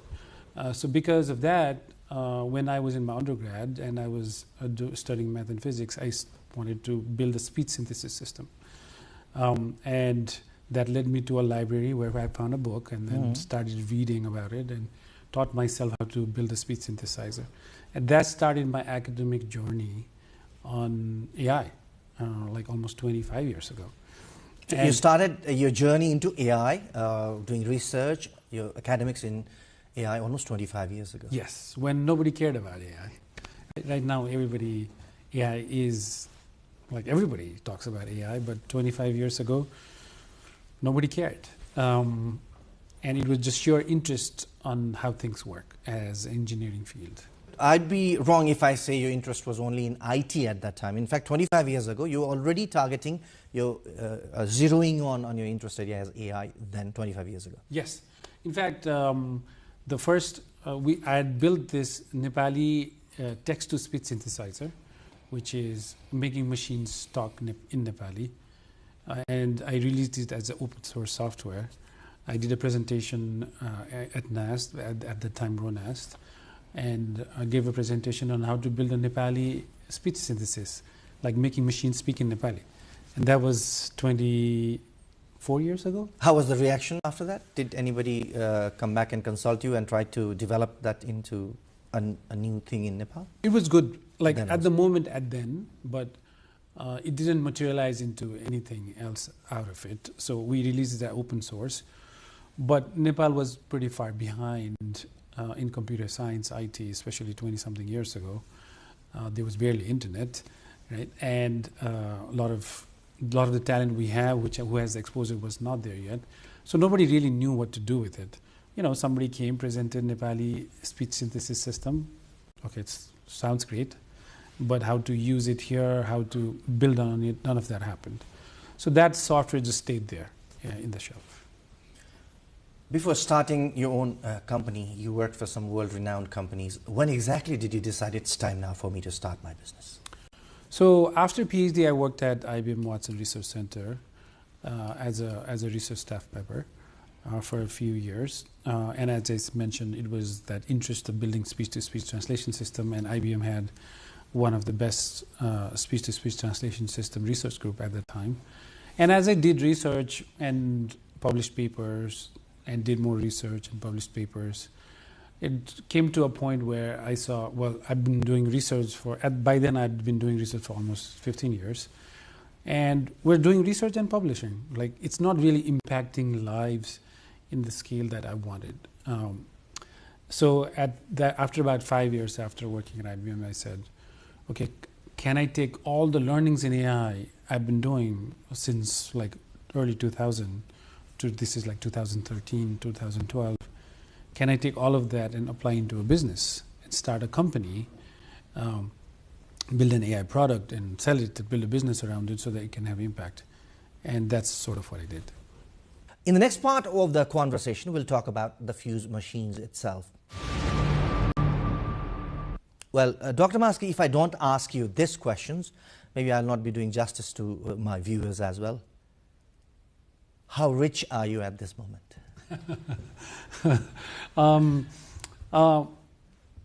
It all depends on how one perceives wealth, right? At the end of it, what matters is the family and health. For me, that's the most important thing, the family and being there and making an impact and so forth. The total market cap when it for the deal was 200 million. Post money is 280 million. And the opening at that opening at $10. It has gone down and it's opened at less. So as the share prices move back and forth, you know, it could come down, it could go up, and so forth. But it's no longer just me, right? It's all of our employees. Many of our employees are shareholders. A lot of the investors are shareholders. Is it possible for a Nepal-based company to be enlisted globally, like in NASDAQ or in other global share market or stock exchanges? Is it possible? It has to be US-based. I think from legality perspective, at least Nepal laws do not allow a fully Nepali company to be listed in NASDAQ because of some of the old rules and laws around Nepali citizens' rights of owning foreign assets and foreign shares and so forth. If that changes, then definitely so. As of right now, it has to be, at least as of right now, if there are companies that are headquartered in the US and is based in the US, but have, you know, significant presence and have origins in Nepal, they can definitely list in NASDAQ. So you are the first company that was founded by a Nepali person of Nepali origin to be enlisted in NASDAQ. How big is it? I would say, you know, being the company that has, basically we have a lot of presence in here. We are Nepali roots, Nepali values, and so forth. And from that perspective, being one of the first company to have such level of roots and ties to Nepal and being listed in NASDAQ is extremely satisfying, obviously. And I hope it becomes an example for other companies to strive and be listed in NASDAQ or other New York, other stock exchanges. And I hope we are the first among many to do that. What's your next business plan? Like, you are spreading slowly into a global business. You are already in South America, in some of the countries in North America, Canada, US, also Nepal-based, you said. So what's your next plan to promote the business globally? Especially as a public company, growth is one of the most significant metric that everybody looks at us from, right? So from that perspective, one of the biggest focus would be growth. Both organic growth with with our own team doing more sales and so forth, and with inorganic growth as well, with potential acquisitions and M&A activities and so forth. As far as the scaling out from just the US and Nepal, we've already on multiple countries, and we will continue to expand based on the needs of the clients, based on where we see the most value being generated and where the growth from sales happens. There must have been challenges in the journey. Right now, as you said, you started it in 2013, almost 12 years of hard work, promotion, dedication, vision, innovation, as you said, right? As I have seen, as I saw myself, most of the Nepalese or Nepali diaspora in the US, I found a lot of youngsters working in the field of IT.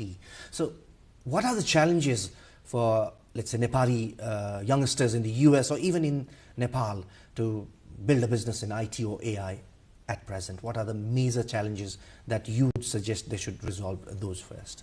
Particularly in Nepal? Nepal, as well as the Nepali diaspora in the US who want to emulate your steps. I would say Nepali diaspora has an easy. I mean, starting a company is not easy, obviously. But if you look at the challenges, the youth in Nepal, they are faced with more challenges on trying to start a business and scale it. I would say there are various reasons for it, and there are many kinds of challenges. And one of the biggest challenges I would say is on funding, because especially as a smaller company, as a smaller startup, funding, you do need funding to sustain the company as you try to figure out product market fit, service market fit, and you need to be able to sustain that while you might not be making a lot of revenue. Especially if you want to go for, solving very extremely hard problems, you might not have a revenue coming in soon. In those cases, places like the United States or other countries, there's more capital, there's more risk capital available, where the investors may take a chance saying, okay, let's see where this can lead to, where you are able to take the risk and really build a very strong suite of products without having a clear revenue model right in the day one. But obviously all businesses require revenue models, but you get longer time to do that. In Nepal, there is not a lot of financing mechanisms for an entrepreneur to stay afloat while they are taking this risk and building these extremely difficult products. So that's one of the biggest challenges I see. For an innovation like AI, IT, initially, to be an enterprise has to have an impact. In Nepal, where IT still is, I would not say a luxury right now, because we do have access almost across the country right now, though intermittent at times. So what challenge do you see in a country like ours, where you would see more and more IT-based company, AI-based companies emerging? So besides the capital, I think compute infrastructure there's not, for example, even we struggle to find enough GPUs.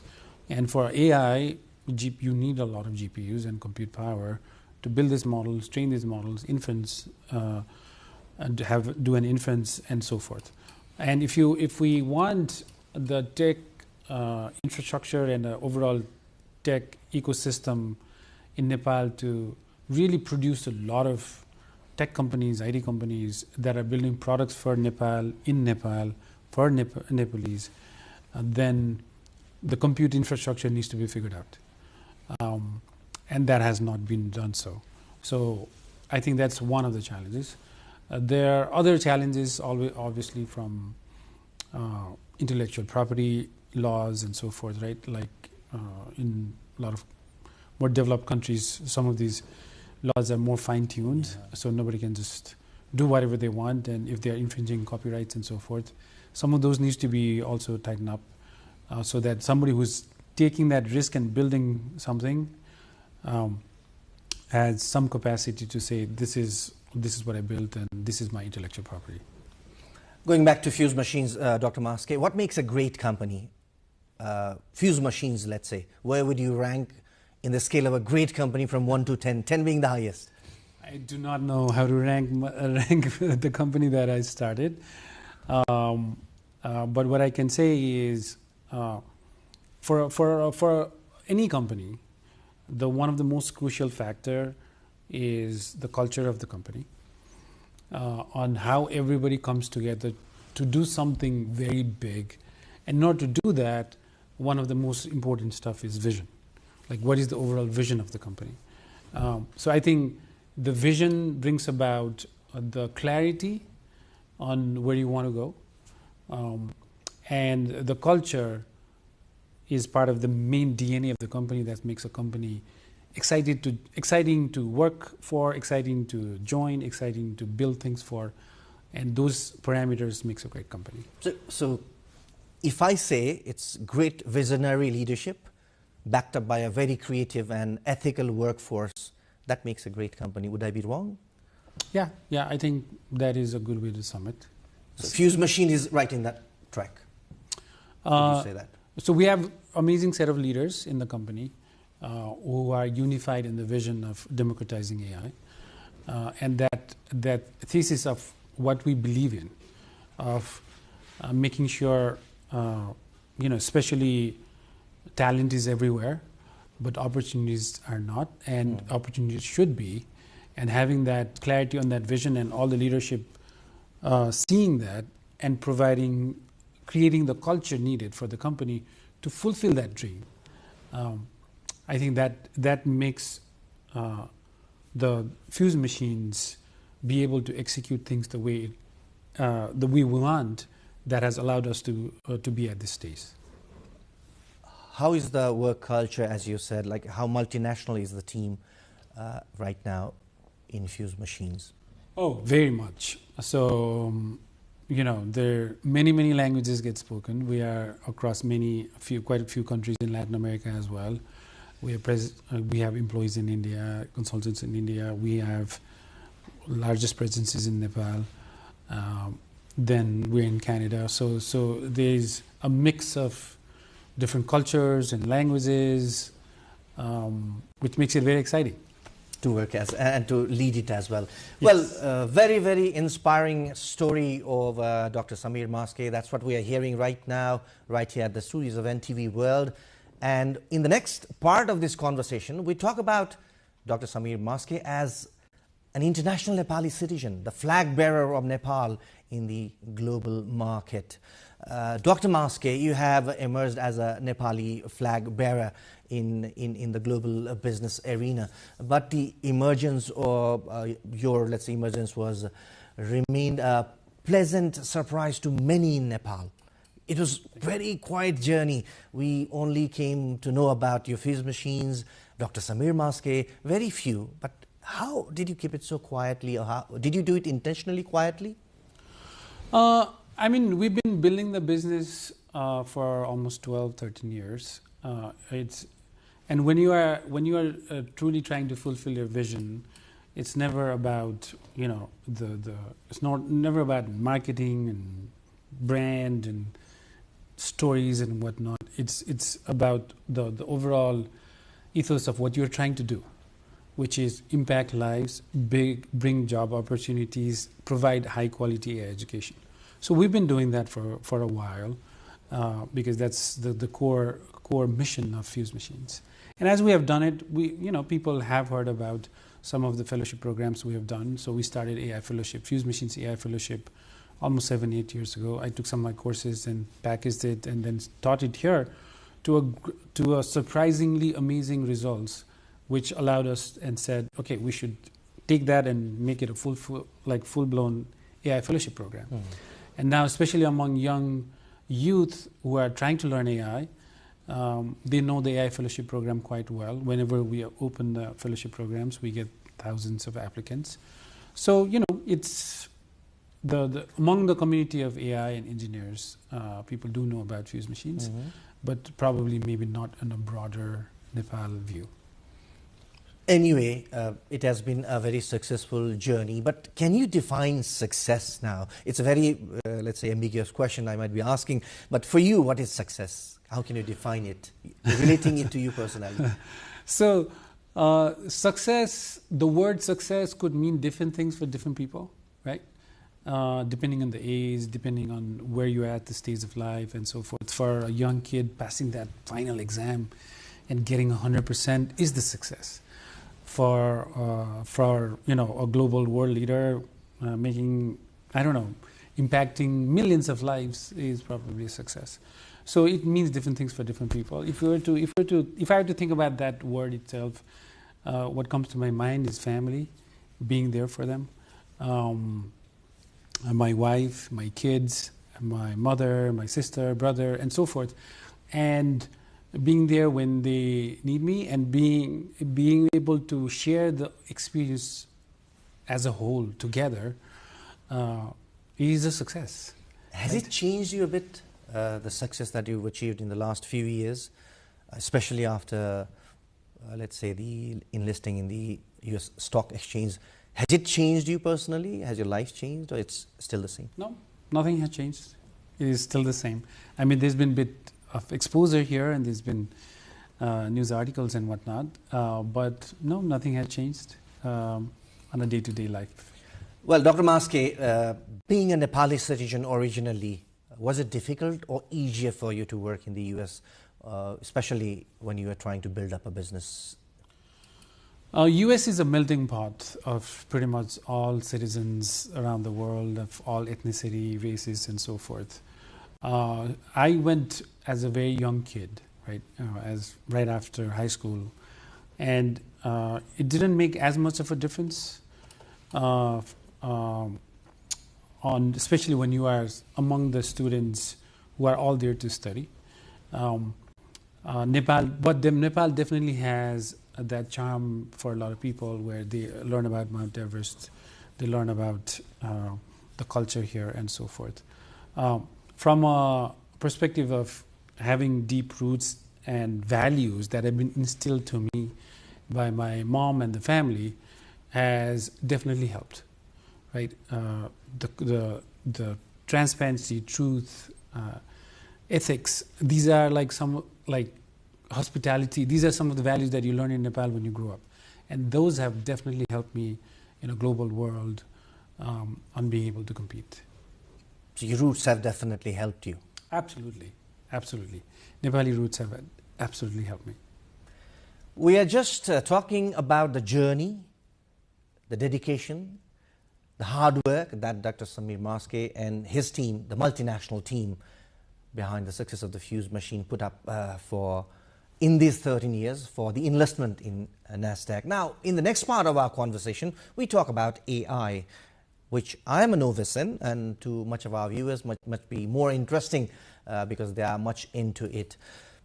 How would you define AI, the artificial intelligence, Dr. Maske, being a practitioner and in fact a person who has built up a business, a very successful one in it? How would you define AI? What exactly is AI?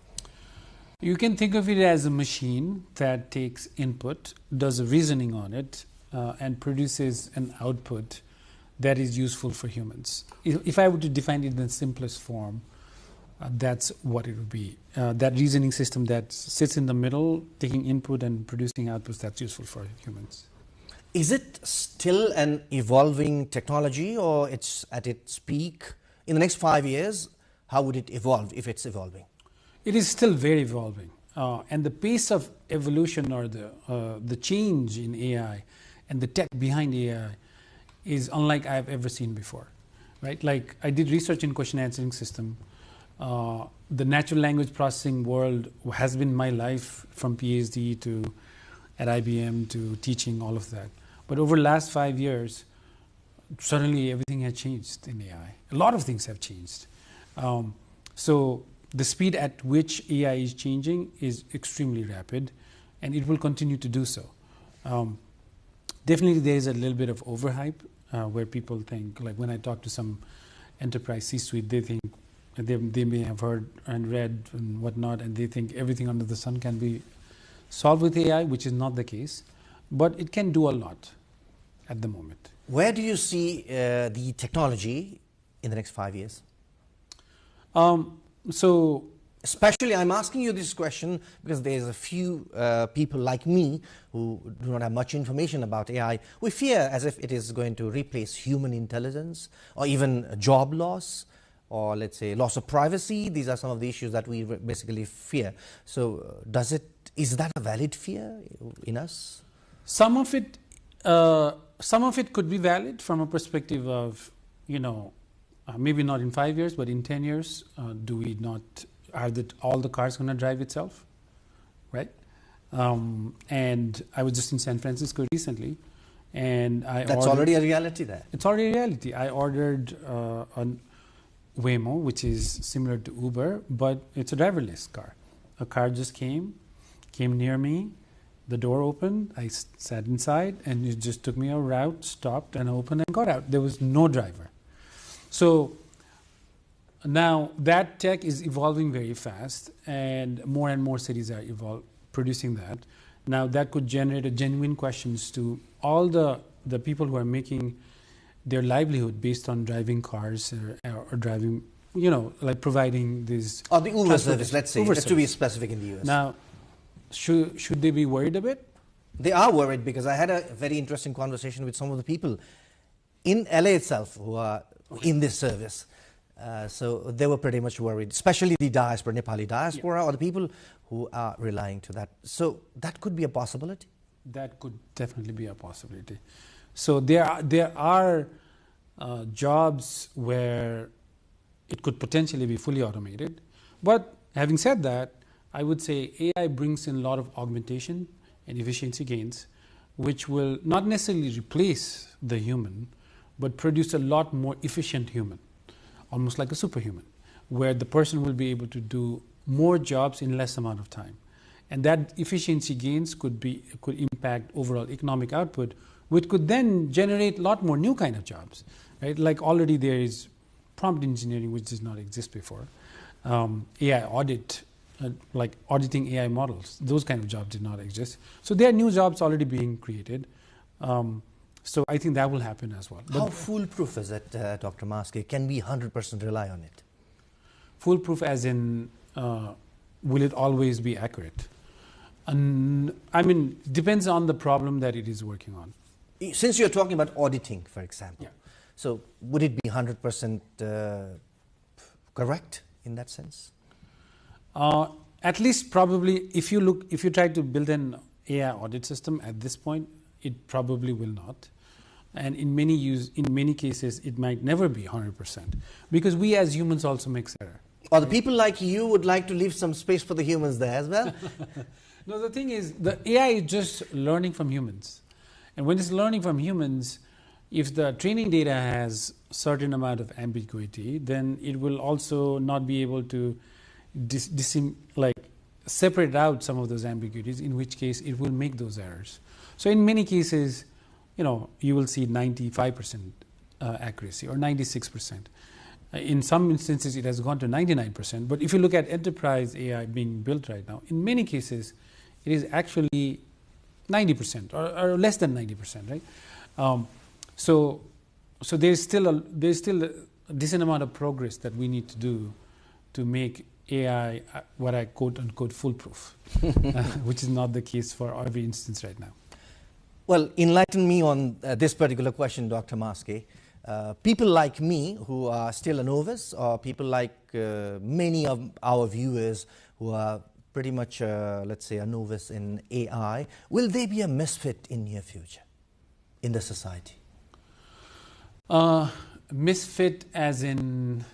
In terms of everything, because we are taking assistance for AI, as you said earlier, could be a misinterpretation or misuse of the technology itself, for each and everything, from students doing their homework to designing mega projects. We have heard AI can be used and is being used. So if you do not know how to get acquainted with it, or if you're not acquainted with it, will that person be a misfit soon in the society? Yeah, I would say as the AI evolves and it produces these tools that we can use for efficiency gains and so forth, the more and more people should learn how to use some of these tools, because if you don't use it, I don't know if misfit is the word, but you will be left behind, right?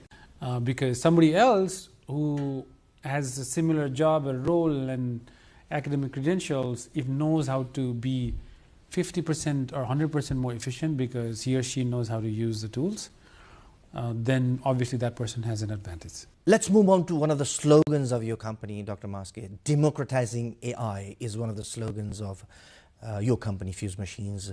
Can you tell us more about it? Why AI needs democratization? And what does that slogan exactly mean? For us, it means providing AI education, high quality AI education in all the underserved countries and communities around the world and in the United States. And providing that access to AI such that everybody is able to learn AI and build AI for their own communities. That's what democratized AI means for us. So your company is championing that. How much of that contribution your company has started making in, let's say, making it more accessible in every nooks and corners of this world, let's say? So we've been doing AI fellowship as part of the democratizing AI effort in Nepal, We've done in a few countries in Africa, we've done in Latin America, we've done in the United States. So we've been providing this free education as part of that mission and journey. In Nepal, we've been doing fellowship programs for quite a while, and we launched a program called AI Shiksha for Nepal as part of this democratizing AI effort. And we will continue to do so. And the hope is AI Shiksha for Nepal program will through that program, we'll be able to provide AI education to many students here in Nepal. What is the contribution of a country like Nepal in the global AI ecosystem? It can make a lot of contribution. That's a meaningful statement. It can make. Yes, it can make a big contribution, a very meaningful contribution to the in the global stage of AI. And I would say that partly because of the talent here. There is a lot of talent who can be trained in AI and who can produce both services and product for the world. Services, obviously, outsourcing services and other kind of services can be done here from Nepal. But beyond that, I think the talent is so good that if we just train them a bit more and make them competitive enough for a global stage, then they will be able to build products right here in Nepal for the world. In which case you will have products built in Nepal, sold out all outside of Nepal and in Nepal. And I think that will be a global contribution. But beyond that, even for Nepal, I think there are a lot of AI products that could be built in Nepal for Nepal by Nepali engineers. And I think that will be amazing to see in the coming months, years, and the decade. My question is, the ethical use of AI, how would you promote it and advocate it, given that your slogan, democratizing AI, is also trying to spread it across? So does that promote the ethical use of AI or the random use of AI? So when we do provide AI education, we talk, one of the chapters and sections is about ethics, AI ethics and AI policies and so forth. And this is a very important question because AI is impacting a lot of lives and it's starting to automate a lot of things. And as you said, some people might lose jobs, some people might not be happy about this. But in total, net, I think there's a lot of good that is coming. But even then, ethics and how AI and the data privacy sort of interacts with it, and do we have right policies on data privacies? Do we have right laws mandated on face recognition? So those are some of the very important questions that we need to address. And I think many countries are starting to catch up to the tech, right? Because the tech's so speeding ahead that government, federally, locally, are still doing a catch-up game on policies, right? To give you an example, there was a law passed a while ago that, not in Nepal, outside of Nepal, that if you are using an AI system to filter resumes for more than 50%, that model needs to be audited. But what does model auditing, AI model auditing even means, and who's going to do it? None of that was clear, right? So that created a situation where people were confused. So I think, especially things related to AI and the ethics of AI, there needs to be more study. There needs to be more policymakers who has also studied AI, spend time on it, and figure out how all of this intersection needs to be untangled to make sure AI is impacting lives for better and not necessarily for worse. We see a lot of misuse of AI, let's say defaming someone, infringing into privacy of someone. So could there be a system within the AI itself that could stop things like that? If not fully stop, at least identifying misinformation, fake videos, fake pictures, those are some of the new AI systems being built. We are all, because we have had some issues where, for example, the candidates, especially when we are hiring remote engineers, the person who interviewed versus person who applied and who started working were all different. And we didn't catch fast enough until they got onboarded. And then we realized, oh, the person who's attending the meeting doesn't look anywhere like the person who interviewed, right? And we are playing that catch-up. And that playing that catch-up requires actually additional kind of AI systems, which will also help us to catch fake videos and fake interviewers, like job interviewers who are interviewing with generated faces in the interviews, and so forth. So to catch the systems, we need, it's the AI system generating the problems, but at the same time, we need AI systems to help us catch those problems as well. And that needs greater investment, as you said, greater enforcement. For example, kids as young as, let's say, 10, 12, were exposed to AI tools, are not aware about the ethical use of AI, because the system that they are exposed with would be the cheaper one, readily available one, free to use one, which are more onto attracting users and generating money out of that. So can there be a system within the AI to control things as such? Yeah, definitely.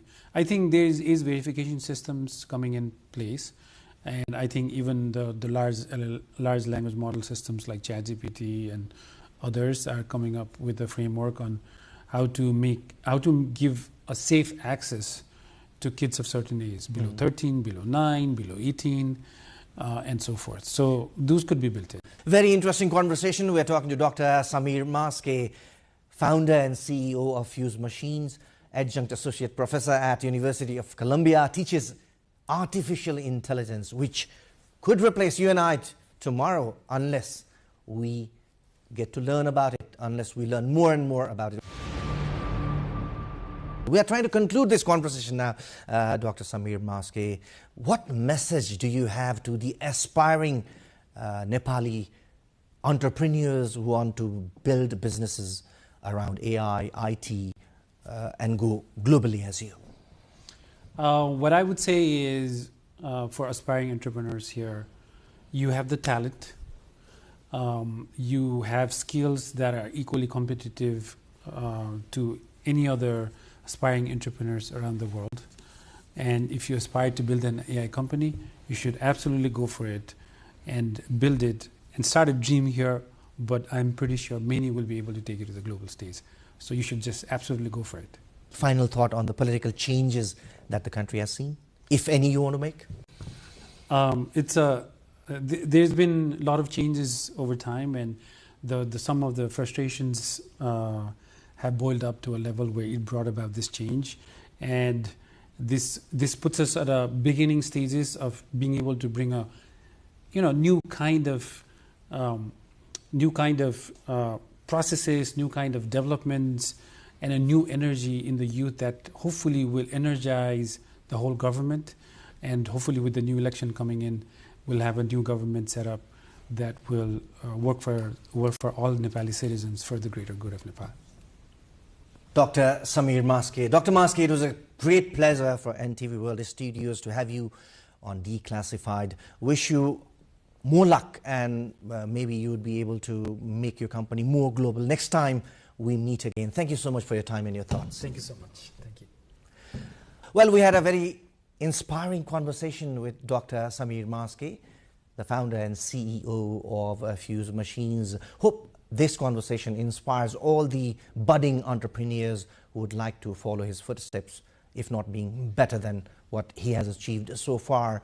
Well, do keep us following on our social media platforms, our Facebook page, our X page, our TikTok handle, and also on our website, www.ntvworldnepal.com. Until next time, from this episode of Declassified, bye-bye.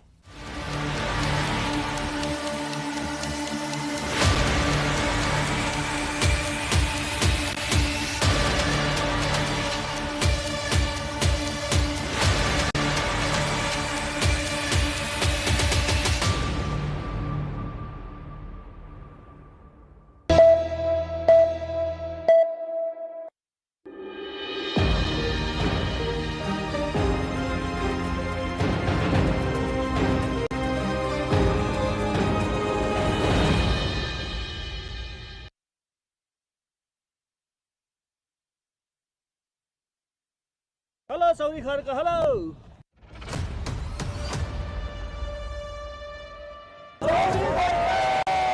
Wow!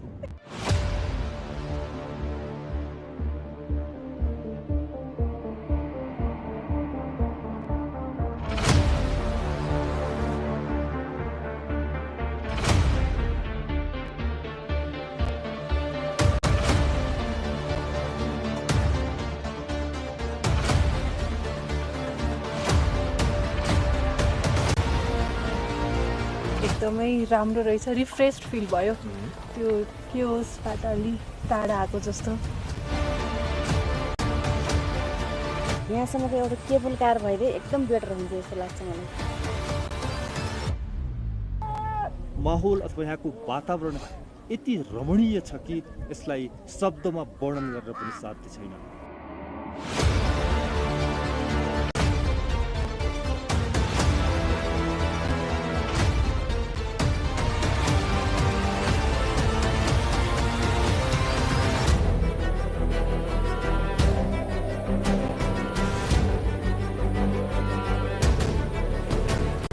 The gently flowing Sani Bheri is suddenly veiled by drifting clouds, and with the chill rising from its swift current, the desire to soar is fulfilled as we enter eastern Rukum.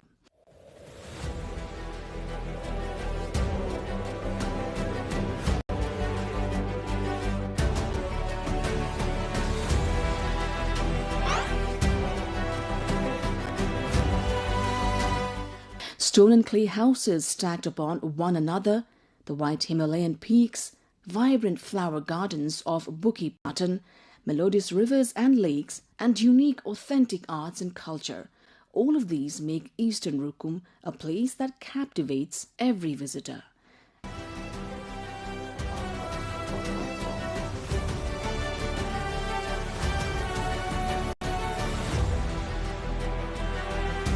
Our aim is to bring this distant, remote land closer to all. This time our destination is Chauri Kharga, located at an altitude of about 4,000 meters above sea level.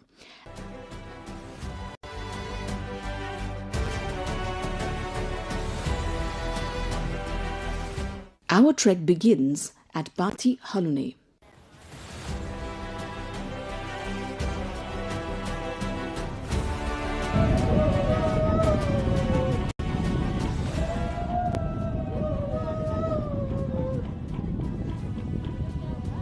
On the border of Eastern Rukum and Baglung along the Mid-Hill Highway. Though it is said that the hike to Chauri Kharga takes around 3 hours, we wonder how long it will take us.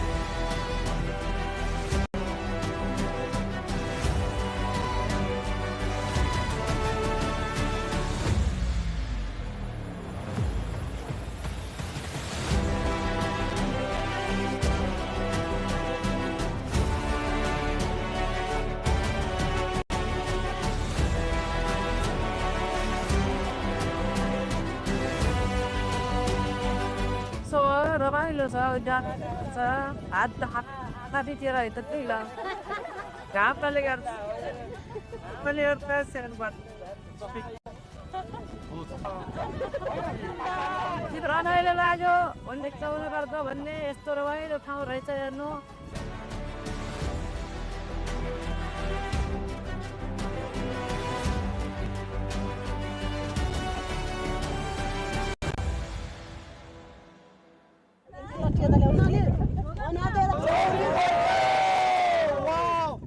I'm very happy.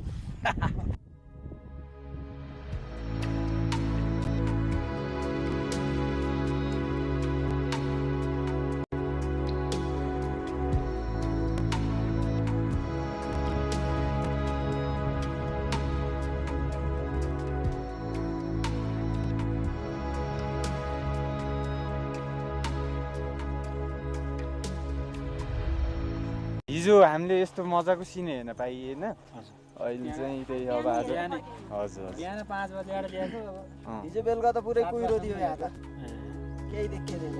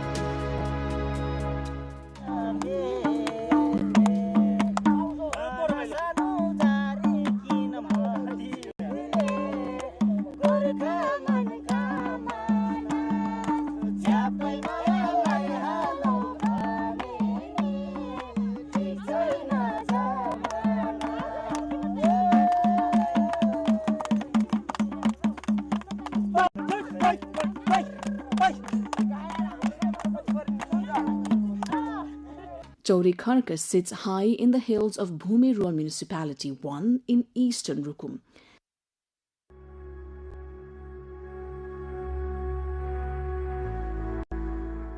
It is truly a rare gift of nature, beyond words to fully describe.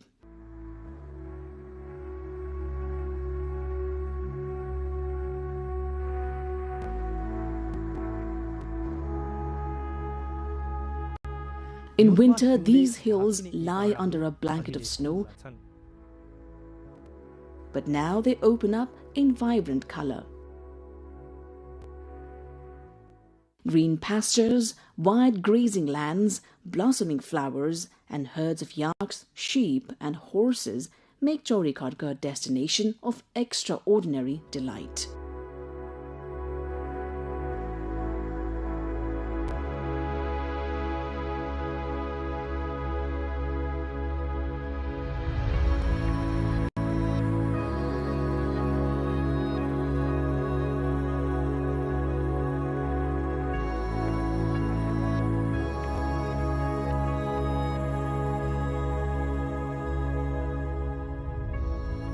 When the sun breaks through the northern peaks, Puta, Dhaulagiri, Jure, and Sisne, they reveal themselves in full grandeur.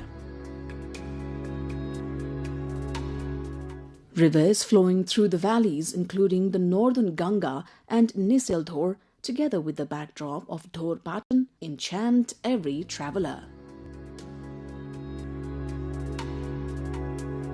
The meadows of Chaurikharka bloom with colorful flowers. Among them, cows, sheep and horses graze peacefully, creating a scene that feels almost dreamlike.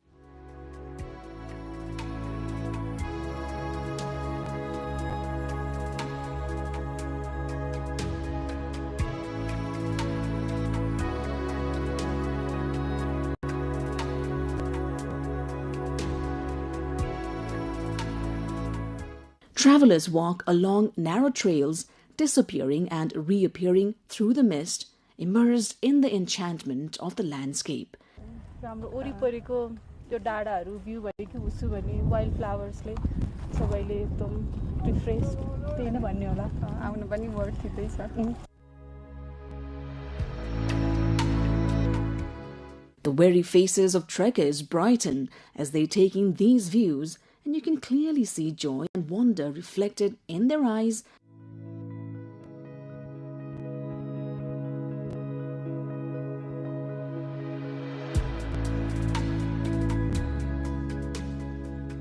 Fatigue melts away into the beauty of nature.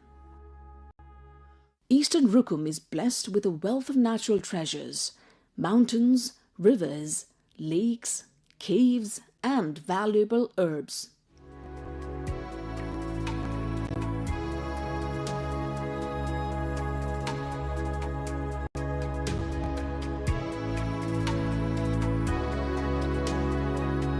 In recent years, Chaurikharka has become an increasingly popular destination for domestic travelers, drawing visitors eager to witness its natural magnificence.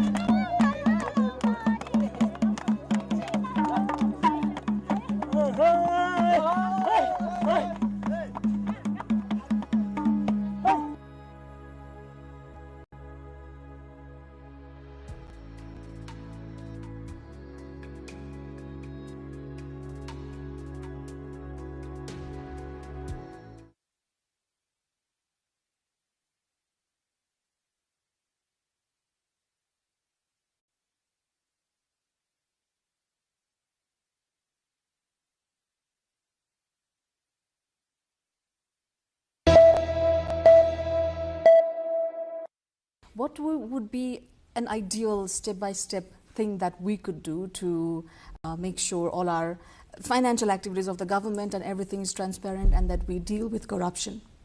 It is our collective responsibility, right? It is not going to be, when we say step-by-step, what may easily come to our mind is, okay, have policy in place, enforce it, right? Have maybe stronger punishment mechanism, and that's going to work. Of course it will, but that needs to happen. But then there's more steps that we need to take if we really want to get into that.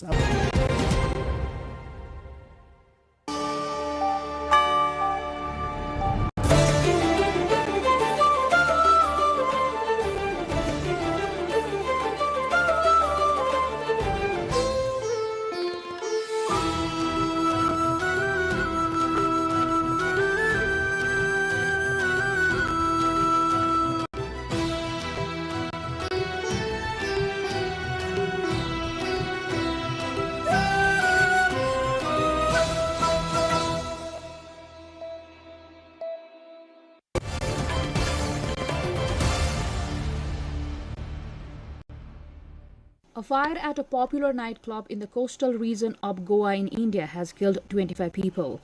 Most of the victims are believed to be staff at the nightclub located near a popular beach. Tourists are also said to be among the dead. Police believe a gas cylinder exploded in the club's kitchen, causing a blaze to rip through the venue on Saturday at midnight local time. Goa's Chief Minister Pramod Sawant told journalists 3 people had died from burn injuries while others died by suffocating. An inquiry into the case of the fire has been launched, the Chief Minister said. The venue was packed because it was hosting a Bollywood specialist DJ. The area where the fire occurred is lined with similar bustling night spots. Meanwhile, Prime Minister Narendra Modi called the Goa fire deeply saddening in a post on social media. Goa is a former Portuguese colony on the Arabian Sea. Its nightlife, sandy beaches, and resorts attract millions of tourists annually. About 5.5 million tourists visited the area in the first half of the year, government data showed, with 270,000 coming from abroad. India has seen a number of deadly fires at entertainment venues in recent years.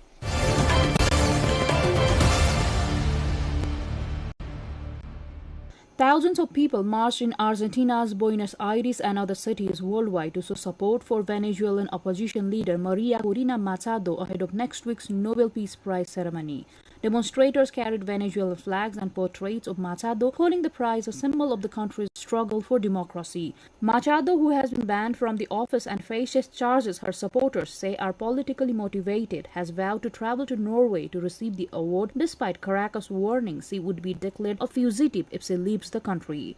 The rallies held across dozens of cities highlight the Venezuelan diaspora's continued backing for Machado and renewed calls for political change in Venezuela. Supporters say her appearance in Oslo would demonstrate defiance against what they view as an escalating political repression. International rights groups are closely watching whether Venezuelan authorities will attempt to block her travel. With global attention intensifying, the Nobel ceremony is poised to become a pivotal moment in Venezuela's pro-democracy movement.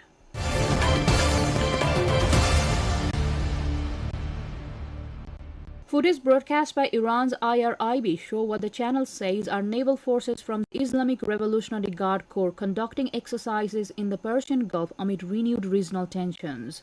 According to the state broadcaster, IRGC naval unit issued warnings to nearby U.S. warships operating in the area. The reported exchanges come more than 5 months after the 12-day conflict between Iran and Israel, a confrontation that briefly drew in American forces. State TV did not reveal the content of the warning messages, and the U.S. military officials in the region have not commented on the claims. The exercises appear aimed at signaling Iran's readiness to counter foreign naval presence in the strategic waterway, which remains a key flashpoint for maritime security in the region.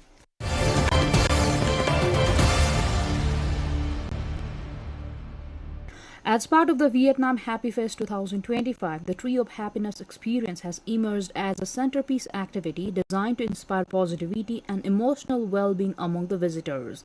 The installation invites participants to write their wishes, hopes, or messages of gratitude on small cards and hang them on the symbolic tree. Each card represents more than an individual aspiration. It embodies a collective spirit of optimism, encouraging people to reflect on life's small joys and the values that nurture happiness. By transforming personal sentiments into a shared visual display, the Tree of Happiness underscores the festival's broader mission to cultivate a culture of mindfulness, connection, and appreciation within the community.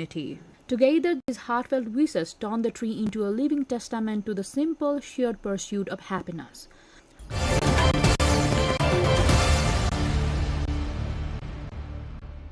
Across markets in Nigeria, traders and textile artisans are sounding the alarm as cheap Chinese-made imitations flood shelves, threatening the survival of authentic traditional fabrics such as aso-oke, adair, and akoite. For generations, these hand-woven and hand-dyed textiles have been central to cultural identity, ceremonies, and craftsmanship, but in recent years, mass-produced replicas, often sold at a fraction of the original price, have rapidly gained popularity among consumers seeking affordability, especially in urban centers. Local artists say the impact has been severe. Sales of genuine cloth have dropped, young apprentices are abandoning the craft, and communities that once relied on weaving for livelihood now face economic uncertainty. Market surveys show that the many buyers cannot easily distinguish hand-woven textiles from machine-made copies, as patterns and colors are digitally replicated on higher precision. Traders also point to weakened border controls and rising production costs at home as reasons Nigerian artisans struggle to compete with fast, large-scale manufacturing abroad. Cultural advocates and fashion designers are calling for stronger protections such as geographical indication labeling, artisan cooperatives, and government-backed promotion of indigenous fabrics to preserve the country's heritage industry.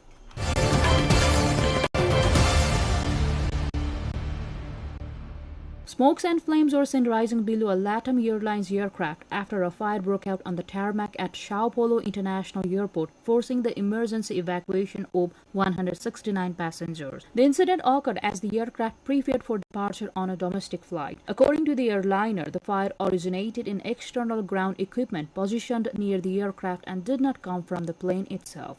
In a statement, the carrier confirmed that all passengers and crew were safely evacuated and that no injuries were reported. Airport authorities temporarily restricted ground operations in the affected area as firefighters extinguished the flames and conducted safety checks.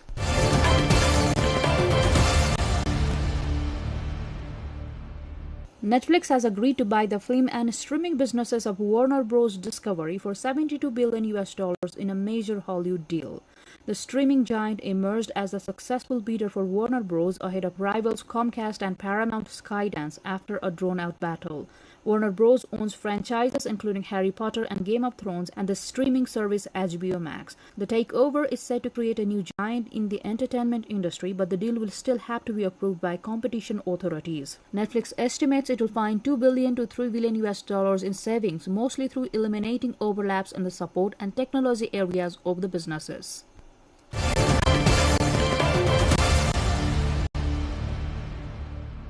China on Friday launched 2 new satellites from the Jiaquan Satellite Launch Center in northwest China. The VHF Data Exchange System satellites were launched by a KZ-1A carrier rocket at 5 p.m. Beijing time and entered the planned orbit successfully.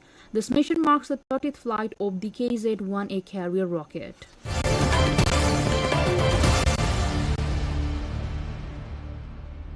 Colorful arches and luminous images begin to illuminate the southwestern French city of Lyon as the annual Festival of Lights gets underway. Rooted in the Catholic custom of placing a candle in the window each 8th December to thank the Virgin Mary, the city's protector, the tradition has evolved over the past 40 years into a vibrant showcase of contemporary light art. This year's edition features dozens of installations created by artists from around the world, transforming historic landmarks, riverbanks, and public squares into glowing open-air galleries. Organizers say the festival is expected to draw millions of visitors over 4 nights, providing a major boost to local tourism and businesses. Security has been tightened throughout the city with additional transport services deployed to manage the influx of spectators. City officials described the Festival of Lights as a symbol of Lyon's cultural identity and resilience, an annual moment when tradition and innovation meet to cast the city in a warm and festive glow.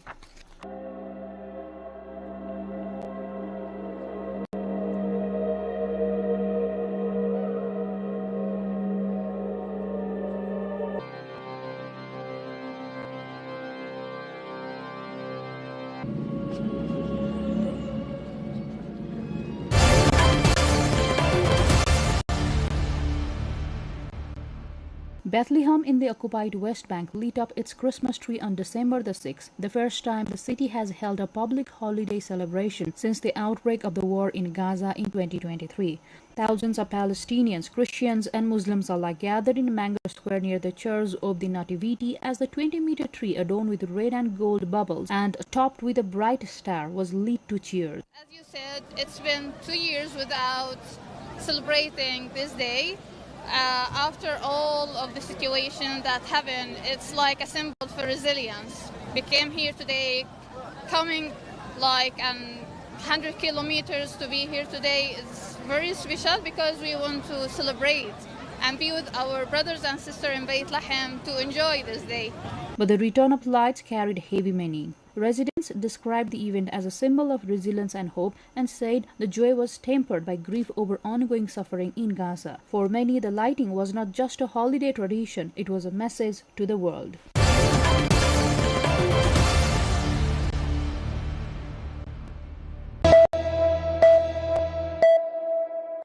Private education and public education, we're clearly creating 2 different sorts of human resource.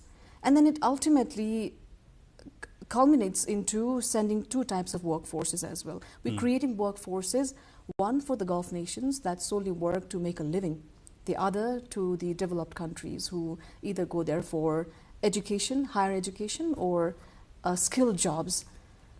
Where are we lagging? We are in a world where I think you wouldn't be in a position to say that nationalize everything, governments would run all the schools, and then so all the private schools are shut down, and that's how you're gonna create equality. I think we've heard those kind of political, social, economic voices also, but that has not translated into reality. So what is the workable solution in that case? It's only that we improve the quality of public schools. It's only through improving the public school system that you can sort of like bridge that gap. What do you need to do? There are a lot of things. Invest in infrastructure, like healthcare we talked about. We need to improve the infrastructure of education. We need to continue to provide support to educators. With this recent change of federalism, there has again been the gap created where the school teachers feel there's lack of support system now than it used to be in the past, which is very unfortunate.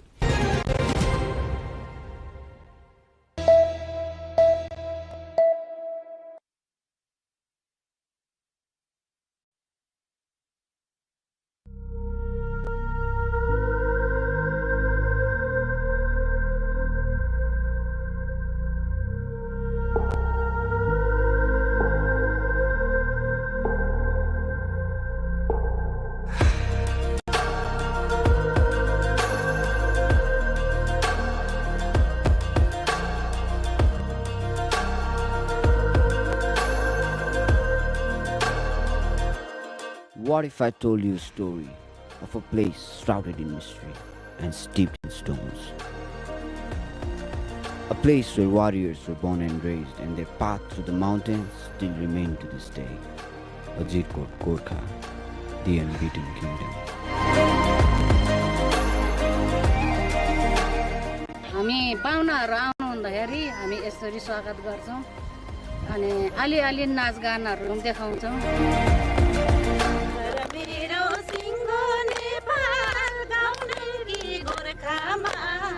गर्व लाग्छ जन्मिएछु साथै स्वर्गमा माता नेपालकी छोरी भन्छन् Gorkhali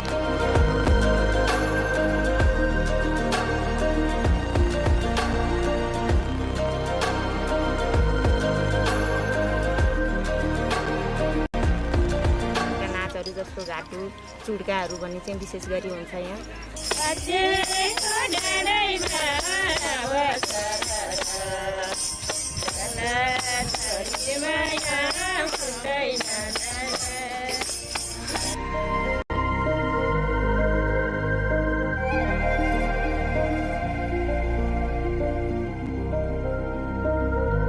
those seeking a luxurious escape, there are stunning lodges that offer an indulgent retreat amidst the rugged beauty of this place.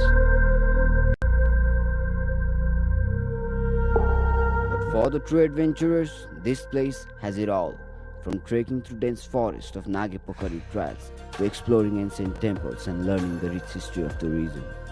So, what do you fancy? Are you the solo explorer, or do you prefer luxury within nature? Or perhaps you are the one who seeks to witness it all. Well, after all, life is a box of chocolates, and this place is filled with surprises.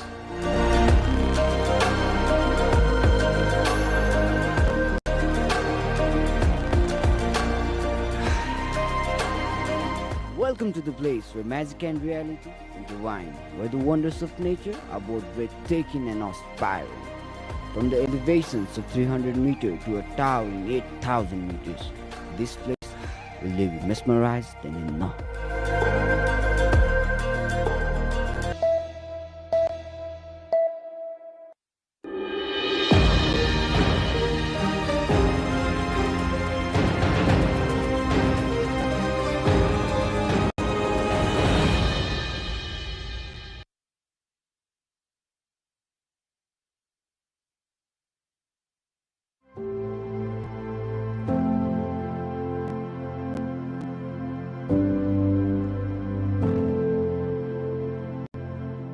The people and wildlife of the Everest region are facing profound challenges due to the melting glaciers, erratic weather patterns, altered rainfall cycles, and escalating temperatures.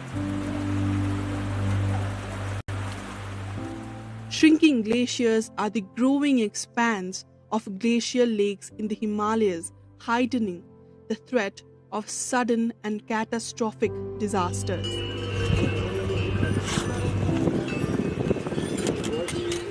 According to a study conducted by ICIMOD and UNDP, out of 1,466 glacial lakes in the country, 21 have been identified as potentially dangerous, of which 6 have been placed in the high-risk category, such as Lake Imza in Solukhumbu district.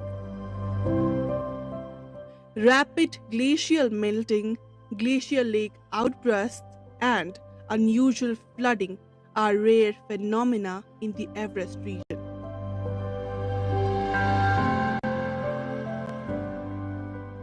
A team of science journalists from Nepal, India, Bhutan, and Bangladesh undertook a 12-day journey from Kathmandu to Everest Base Camp to report on the impact of climate change on the base camp and its surroundings. It is a unique and once-in-a-lifetime experience for the journalists. Flights in the mountainous regions are naturally difficult and can be intimidating. Even so, the participants of Himalayan Climate Bootcamp 2024 are excited to experience this unique once-in-a-lifetime journey. We are excited. Yes. Yes. Very excited. Now excited.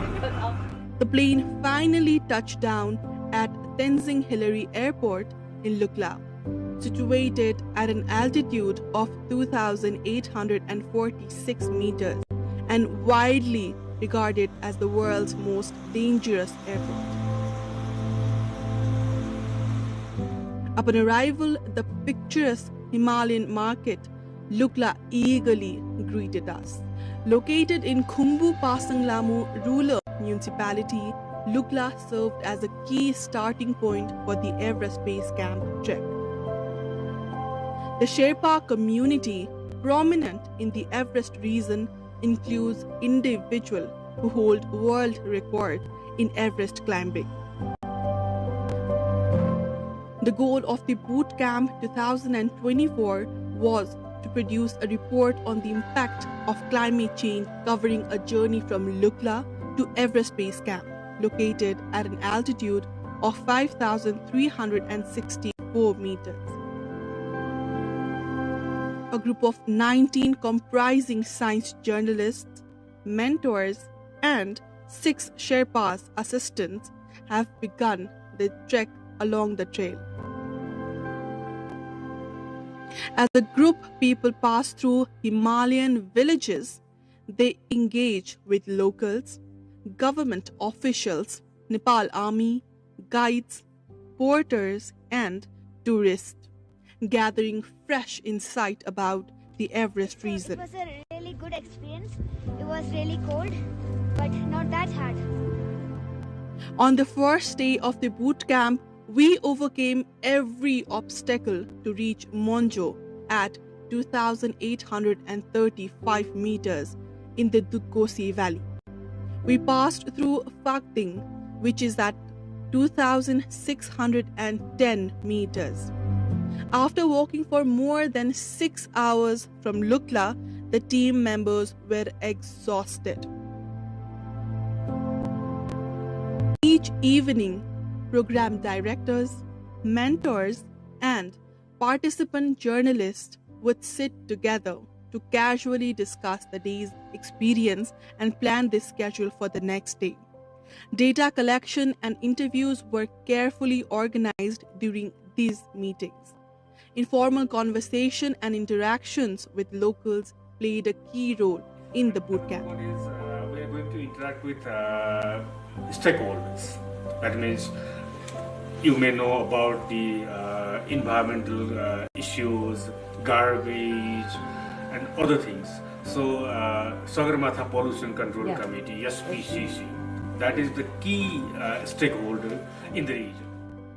To mark World Press Freedom Day on May 3rd, an interactive program was held at Sagarmatha National Park, focusing on the importance of press freedom for science journalists.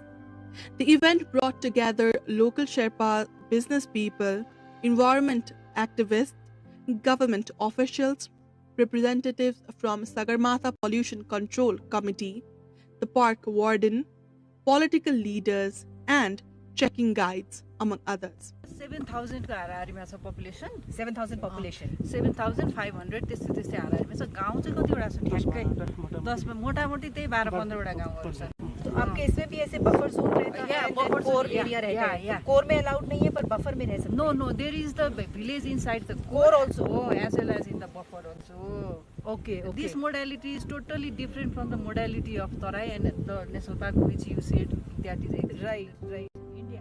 The discussion centered on the press freedom and the impact of climate change on the livelihoods of the people in the Himalayan region.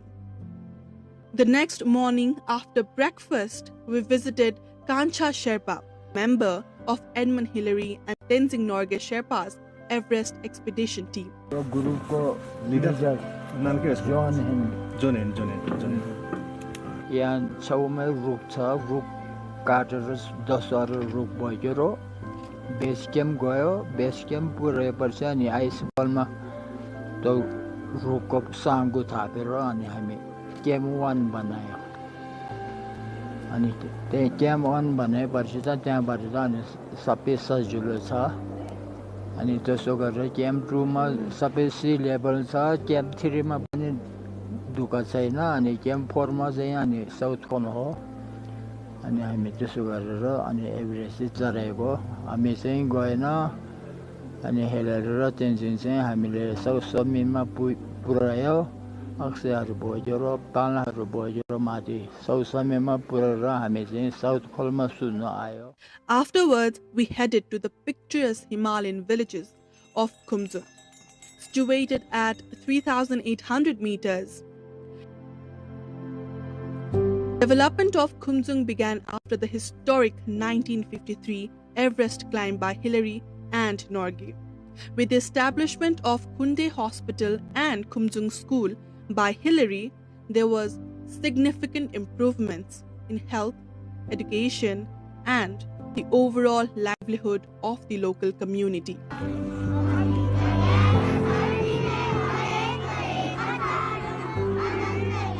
The team walked along steep trails, greeted by blooming rhododendrons, and reached Tengboche at 3,867 meters on the 4th day, where they spent the night. On the 5th day, they continued their journey, noticing changes in the Himalayas as the snow-covered peaks were now turning black. On the way to Dingboche at 4,410 meters, snowfall greeted them.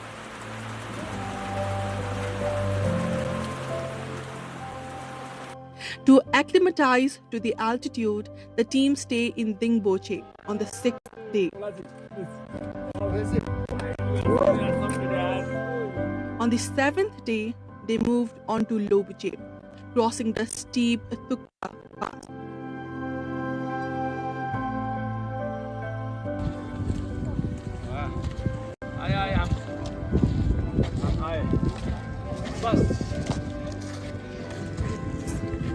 In the evening, they reached the Pyramid International Laboratory and Observatory in Lobuche at 5,060 meters, the world's highest altitude laboratory.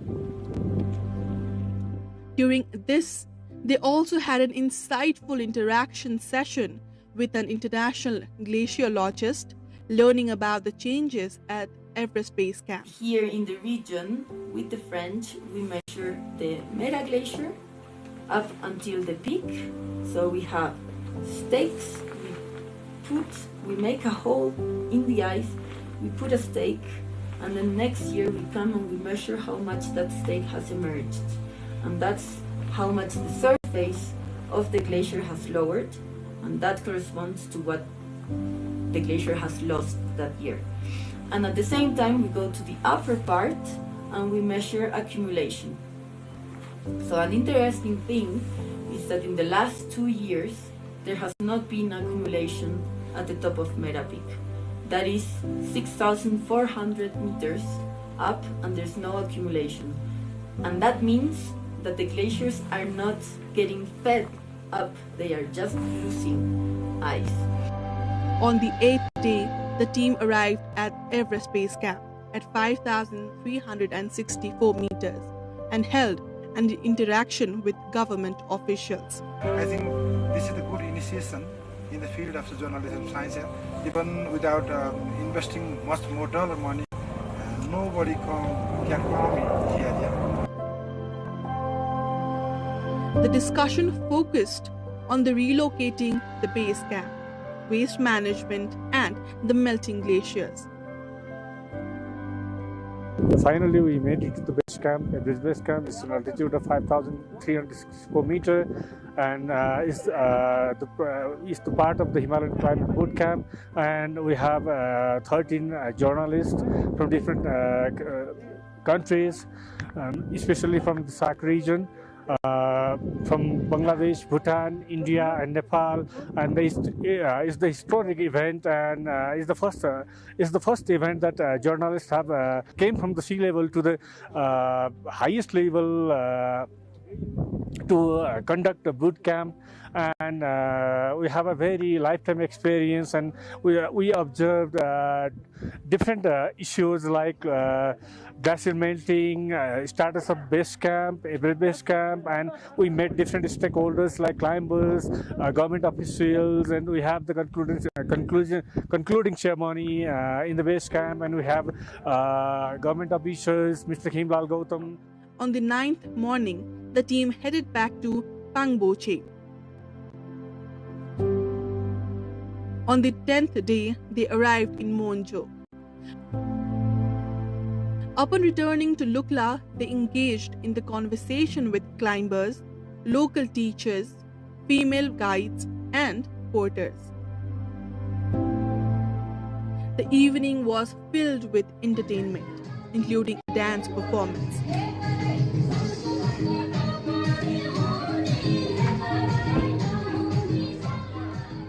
Finally, on the 12th day, the team returned to Kathmandu. A sharing session was held on the 13th day. The boot camp was a success, with participants sharing dozens of stories.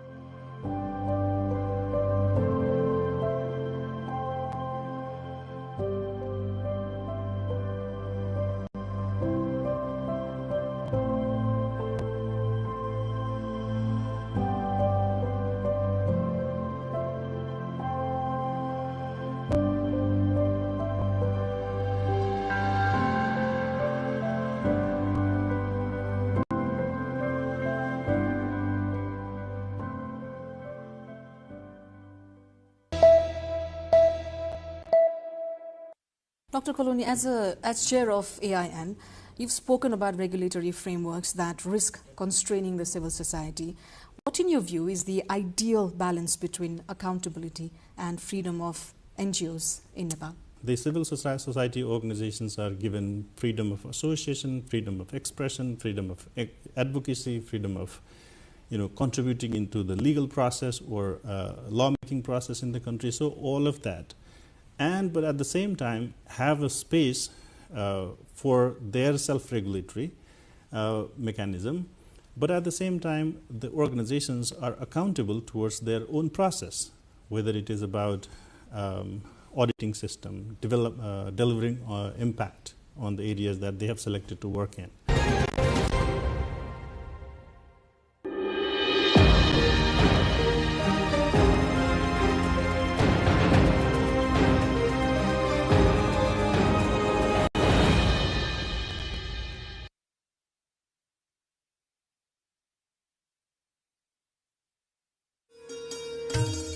Janaki मन्दिर महर्षि जनकको पुण्य भूमि, माता जानकीको पवित्र जन्मस्थल। देश विदेशमा परिचित जनकपुर धाम मध्य प्रदेशको मात्र नभई अन्तर्राष्ट्रिय स्तरमै प्रख्यात पवित्र भूमि। सबैको पूजनीय ठाउँ जनकपुर धाम।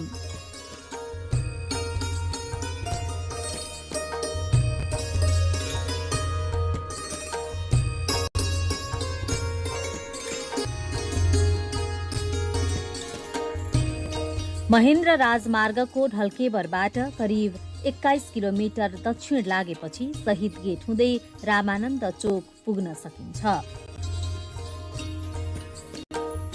जनकपुरको ठूलो प्रवेशद्वार रामानन्द प्रवेशद्वार। 4वटा ठूलो पिलरमा बनाइएको रामानन्द प्रवेशद्वारको माथि स्वामी रामानन्दको प्रतिमा छ। यो प्रवेशद्वारलाई जनकपुरवासीले जनकपुरको गौरव समेत मान्ने गरेका छन्। रामानन्द चोकबाट करिब 1 किलोमिटर पूर्व गएपछि मिथिलाञ्चलवासीको सांस्कृतिक धरोहर जानकी मन्दिर पुग्न सकिन्छ।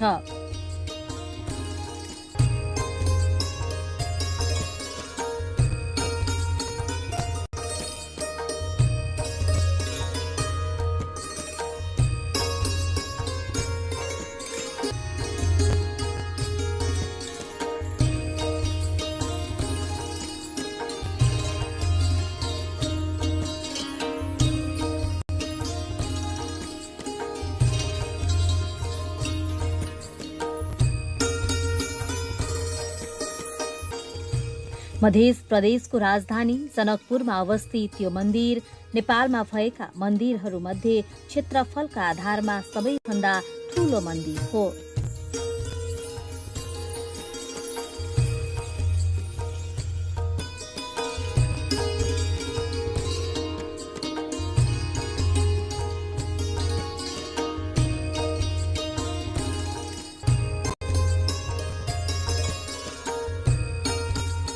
मन्दिर निर्माणको 125 वर्ष जति मात्र भए पनि यसमा स्थापित राम जानकीको प्रतिमा भने झण्डै 700 वर्ष पुरानो भएको संस्कृतिविदहरूको भनाइ छ। 20औं शताब्दीको प्रारम्भमा भनौं त्यति बेला एकजना के रे मध्य प्रदेशकै ओर्छा स्टेट छ, त्यहाँ त्यसको राजधानी टिकमगढ छ। त्यहाँकी रानीले आएर अहिलेको जानकी मन्दिरको जुन ढाँचा अहिले देखिएको छ, जो देशमा सबैभन्दा ठुलो ढाँचा मन्दिरको रूपमा एउटा छ, त्यो राजस्थानी शैली र मुगल शैली दुईटीको मिश्रित रूपमा यहाँ बनाइदिएको हो त्यो मन्दिर। त्यसपछि यहाँ विकास भएको हो।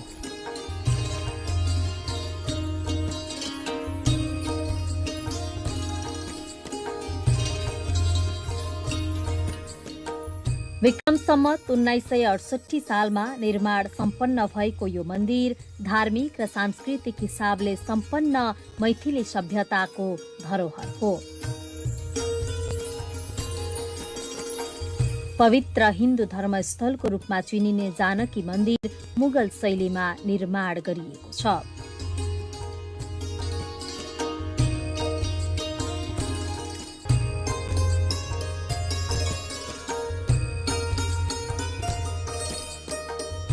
पाँच 500 वर्ष पुरानो इतिहास बोकेको यो मन्दिर 4860 वर्ग फिटमा फैलिएको छ भने 50 फिट अग्लो रहेको छ।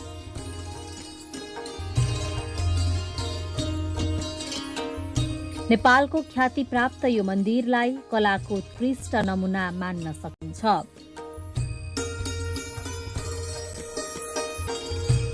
प्राचीन मिथिलाको राजधानी जनकपुरमा अवस्थित जानकी मन्दिर विश्वभरका हिन्दूहरूको आस्थाको केन्द्रबिन्दु हो।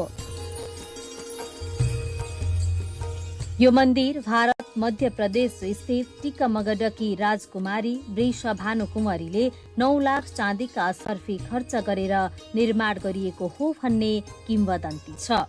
त्यसैले यो मन्दिरलाई 9 लाखा मन्दिर पनि भन्ने गरिन्छ। खर्चमा 9 लाख रुपियाँ खर्च भएको थियो। त्यो बेलाको शासनमा 1910 तिरको 9 लाख भन्दाखेरि त अहिले त अर्बौं खर्बौंमा जान्छ। अनि त्यो खर्च भएको हुनाले यसलाई 9 लाख भनिएको हो कि भन्ने बुझिन्छ।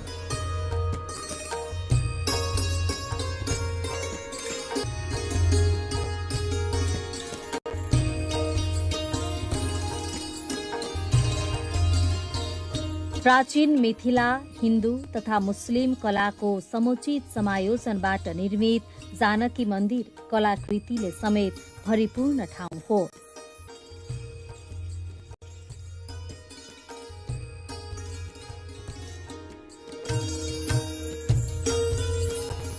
सीताको जन्मभूमि र राम सीताको विवाह भएको पुण्यभूमि भएकाले पनि यो ठाउँ सबैको आस्थाको केन्द्र बनेको छ।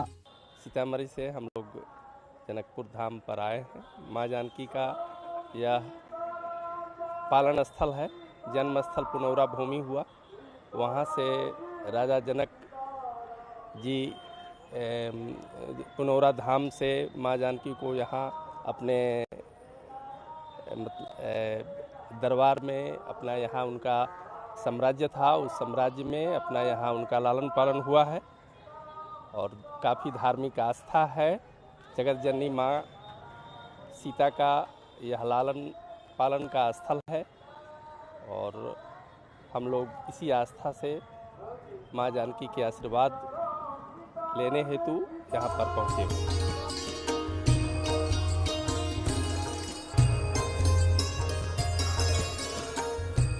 धार्मिक तथा सांस्कृतिक रूपमा सम्पन्न यो मन्दिर मिथिलाञ्चलवासीको सांस्कृतिक धरोहरको रूपमा रहेको छ।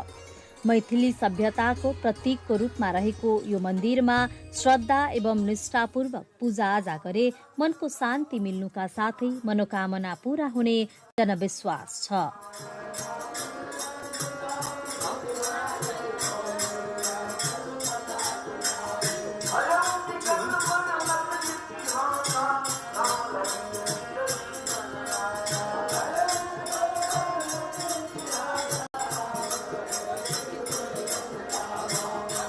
यहाँ पे हम जानते हैं कि सीता माता का जन्म स्थान है यहाँ पे, तो हम यहाँ हम राम और कृष्णा दोनों एक मानते हैं।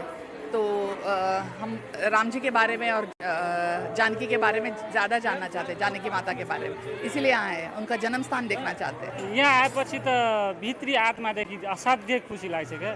जति जे हाम्रो मनभित्र हुन्छ नि, बाहिर कतै हुँदाखेरि हामीभित्र जुन मनमा चलिरहेको हुन्छ नि, यहाँ आएपछि त बेग्लै महसुस भइरहेको हुन्छ क्या, त्यस्तो हुन्छ। ऐतिहासिक, धार्मिक तथा पर्यटकीय क्षेत्रको रूपमा रहेको यो मन्दिरभित्र पर्यटकलाई लोभ्याउने कलाकृति र सौन्दर्यताकै कारण यहाँ देश विदेशबाट हजारौंको संख्यामा दर्शनार्थीहरूको भीड लाग्ने गर्दछ। यहाँको कला कौशलताले सजी सजाऊ मन्दिरसँगै वरिपरि रहेको हरियाली वातावरणले पर्यटकहरूलाई थप आकर्षित गर्नुका साथै ऊर्जा समेत प्रदान गर्ने गर्दछ। बहुत दिनों की इच्छा थी कि मैं माता के स्थान पे आऊं, है ना, और आने का मुझे सौभाग्य हुआ और मुझे बहुत ही दिल से खुशी हो रही है कि मुझे इनका दर्शन हुआ। और जिस तरह से यहाँ पे संरक्षण किया गया है, इससे मुझे बहुत ही संतुष्टि हो रही है और सभी का बहुत बहुत धन्यवाद। और मैं भगवान का आभार प्रकट करती हूँ कि मुझे दर्शन का सौभाग्य मिला।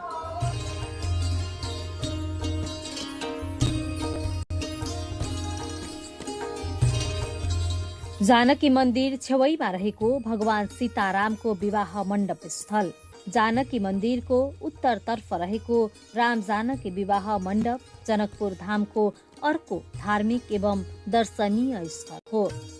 श्री राम जानकी विवाह मण्डपको चारैतिर पारदर्शी शीशा लगाइएकाले वरिपरि रहेका सम्पूर्ण देवताहरूको दर्शन बाहिरबाटै गर्न सकिन्छ।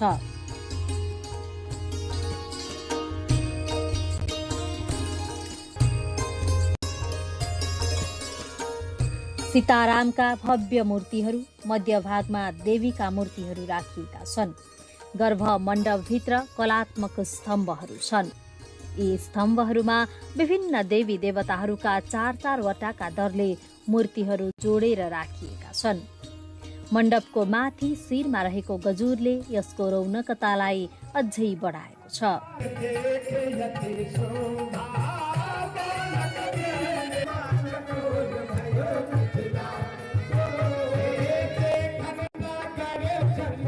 यहाँ विवाह पञ्चमीमा भारत अयोध्याबाट लाखौं मानिसहरू जन्ती बनेर आउने गर्दछन्।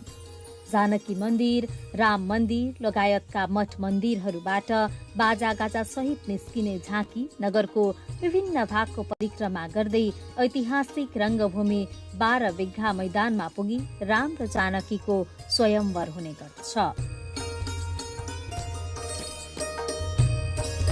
विवाह पञ्चमीको अवसरमा जानकी मन्दिर, राम मन्दिर, जनक मन्दिर, विवाह मण्डप, शिव मन्दिर लगायतका मठ मन्दिरहरूमा बिहानैदेखि साधु सन्त, भक्तजन र दर्शनार्थीहरूको घुइँचो लाग्ने गर्दछ। विवाह पञ्चमी मेला भर्न नेपालका विभिन्न स्थानका साथै भारतबाट समेत भक्तजनहरू जनकपुर धाम आउने गर्दछन्। विवाह पञ्चमी यहाँको सबभन्दा ठुलो महत्त्वपूर्ण पर्व हो। उसमा चाहिँ बढी भिड हुन्छ, सबैतिरबाट मान्छे आउँछ, अयोध्याबाट जयन्ती आउँछ, लोकल मान्छेको पनि भिड हुन्छ। विवाह पञ्चमी ठुलो मेला हुन्छ यहाँको। हुन त सबै महिनामा छ, अब यो साउनमा यो आषाढको पूर्णिमा गुरु पूजा हुन्छ, उसमा पनि लाग्छ। श्रावणमा झुला हुन्छ नि, हरियाली तीज भन्छ, झुल्ने प्रक्रिया छ, त्यो पनि हुन्छ। भदौमा चाहिँ जन्माष्टमी हुन्छ, यस्तै आश्विनमा दुर्गा पूजा, कार्तिकमा अन्नकुट दिवालीहरू हुन्छ।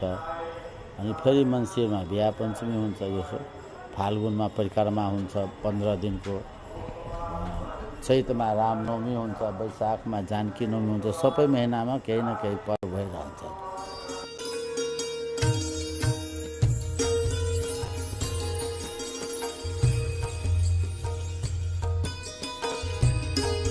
जनकपुर धामको पौराणिकतालाई दर्शाउने मणि मण्डप, भगवान राम र माता सीताको विवाह भएको स्थलको रूपमा ख्याति प्राप्त मणि मण्डप पुरातात्विक दृष्टिले अति नै प्राचीन मानिन्छ।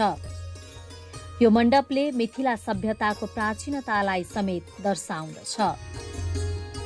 यो तपाईको त्रेता युगमा जुन समयमा भगवान रामको बिहे भएको थियो नि, त्यो बेलाको यो मण्डप हो। या यो भूमि छ नि, जुन माटो छ नि, हाम्रो पूर्वजले यो माटोलाई नै पूजा गरेको थियो पहिला। अहिले तपाईको त्यो बाँसको झोपडी बनाएर पूजा गर्दै आइरहेको थियो। त्यसपछि यो तपाईको 2007 मा इन्डियाको डेटमा जयपुरको आन्सर यो बनायो। जनकपुरबाट करिब 17 किलोमिटर उत्तरमा धनुषा धाम रहेको छ। राजा जनकले आफ्नी छोरी सीताका लागि आयोजना गरेको स्वयम्वरमा भगवान रामले तोडेको शिवजीको धनुषको 3 टुक्रा मध्ये 1 टुक्रा यही झरेको थियो भन्ने मान्यता छ। यही स्थानमा अहिले धनुष मन्दिर समेत रहेको छ। जानकी मन्दिर दर्शन गर्ने जो कोही धनुषा धाम पुग्ने गर्दछन्।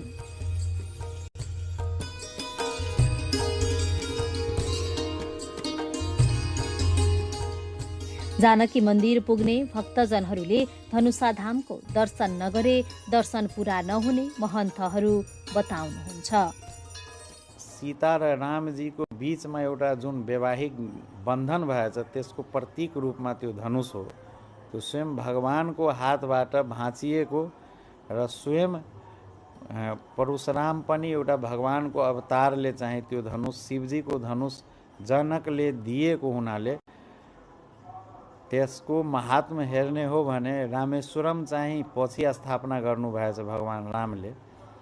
त्यो धनुष चाहिँ आफ्नो हातबाट त्योभन्दा पहिला स्थापना गर्नुभएको हुनाले त्यो पनि एउटा दर्शनको ठुलो महत्त्वपूर्ण स्थान हो धनुषा धाम। र त्यो राम र सीताको बीचको एउटा प्रतीक रूपमा त्यो धनुष मानिन्छ। र जनकपुर आउने दर्शनार्थीलाई यदि धनुषको दर्शन भएन भने पूर्ण दर्शन हुँदैन, अधुरो दर्शन हुन्छ। त्रेताकालीन इतिहास बोकेको जनकपुरको धनुष सागर, 3 टुक्रा भएको शिवजीको धनुष मध्ये 1 टुक्रा पातालमा गएको थियो भन्ने किम्वदन्ती अनुसार सोही स्थानमा पोखरीको आकार लिएको मान्यता छ। आज सोही स्थानलाई धनुष सागरको नामले चिन्ने गरिन्छ। जानकी मन्दिरको छेउमा रहेको राम मन्दिर, जानकी मन्दिर पुग्ने जो कोही राम मन्दिर पुग्ने गर्दछन्। जानकी मन्दिरको निर्माण भन्दा पहिले नै निर्मित यो मन्दिरको निर्माण प्यागोडा शैलीमा गरिएको छ। राम मन्दिरलाई झट्ट हेर्दा पशुपतिनाथ मन्दिरको झल्को आउँछ। राम मन्दिरमा पञ्चायन मूर्ति, लक्ष्मी नारायण, विष्णु अवतारको मूर्ति, अन्य देवी देवताको नित्य पूजा अर्चना गर्ने गर्दछ।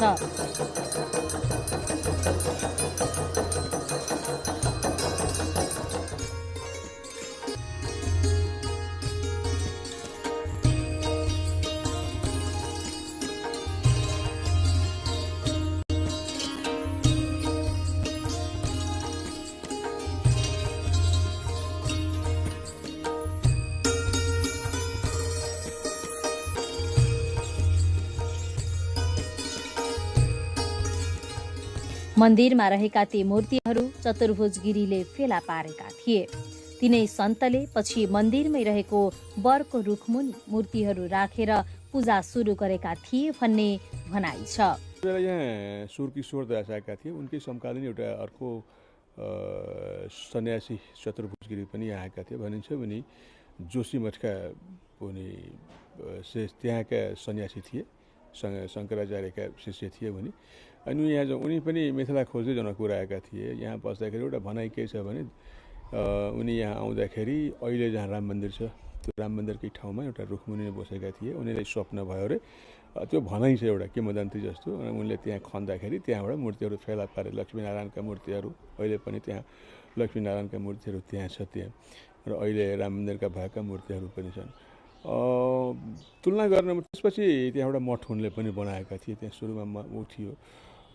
भनिन्छ अहिले जुन देखिन्छ नि त्यो ऐतिहासिक तथ्यहरूले के भन्छन् भने यो चौथो ढाँचा हो जो अहिले देखिएको हो। त्यहाँ सुरुमा एउटा मठ जस्तो रह्यो होला, पछि त्यसलाई मकवानी राजाहरूले पनि ढाँचा त्यहाँ खडा गरिदिए त्यहाँ मन्दिरहरू। त्यो तुलना गर्नु भनेपछि जानकी मन्दिर अलि भारतीय उसँग बढी नजिक देखिन्थ्यो भनेपछि राम मन्दिरका जुन सन्यासीहरू त्यहाँ अहिले पनि त्यहाँ गिरी नै हुन्छ। त्यहाँ दुईवटा फरक के छ भने यो जानकी मन्दिर वैष्णवी मठ हो, रामानन्दीहरूको मठ हो, अनि त्यो सन्यासीहरूको मठ हो।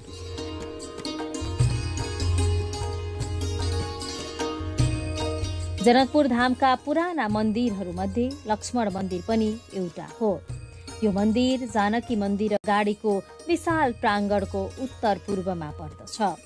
यस मन्दिरमा मुख्य रूपमा भगवान सीताराम, लक्ष्मण र लवकुशका धातुका मूर्तिहरू राखेर पूजाआजा गरिन्छ।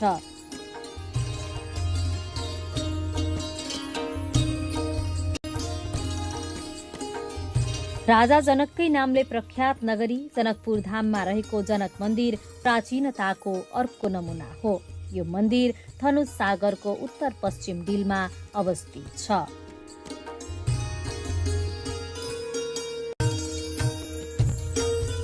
गंगा सागरको डिलमा शिव मन्दिर रहेको छ।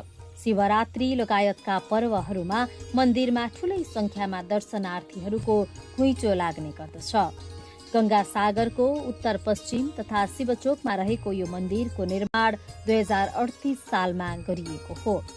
यो मन्दिरको निर्माण भने शिखर शैलीमा गरिएको छ।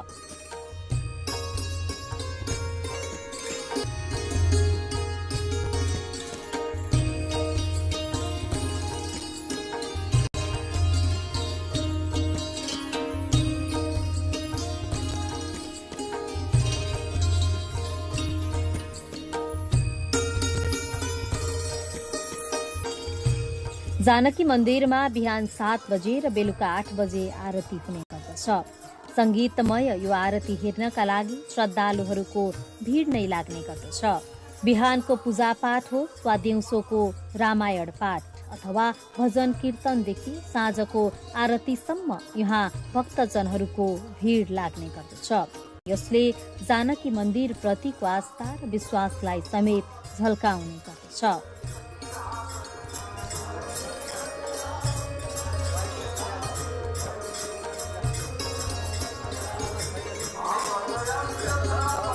आस्था ठुलो छ यो क्षेत्रमा। जनकपुरको विकासको क्रममा हेर्ने हो भने यो दुईटा मन्दिर सम्भवतः नभएको भए जनकपुर मेटिन्थ्यो अथवा स्थापित हुने थिएन। किनभने धेरै प्राचीन पश्चिमी विद्वानहरू जसले अनुसन्धान गरेका छ जनकपुर बारेमा, उनीहरू पनि भनाइ के छ भने जनकपुर धेरैचोटि बसिसकेका छ, धेरैचोटि उजाड भइसकेका छ। यसको इतिहास त्यही भन्छ। तर यो दुईटा मन्दिरले गर्दाखेरि यहाँ के भयो भने विभिन्न कुटीहरूको स्थापना पनि भयो, जाति कुटीहरूको स्थापना भयो। विभिन्न जातले आफ्नो आफ्नो कुटीहरूको स्थापना गरे, गाउँ घरमा बसेका थियो तर कुटीको स्थापना जनकपुरमा गरे। किनभने जनकपुरमा आएर पुण्य कमाउनु छ। दिउँसो 12 बजेदेखि 4 बजेसम्म भने गर्भगृहको ढोका बन्द रहन्छ। गर्भगृह पछाडि सांस्कृतिक संग्रहालय रहेको छ। यो संग्रहालयले यहाँ आउने जो कोहीको मन लोभ्याउने गर्दछ।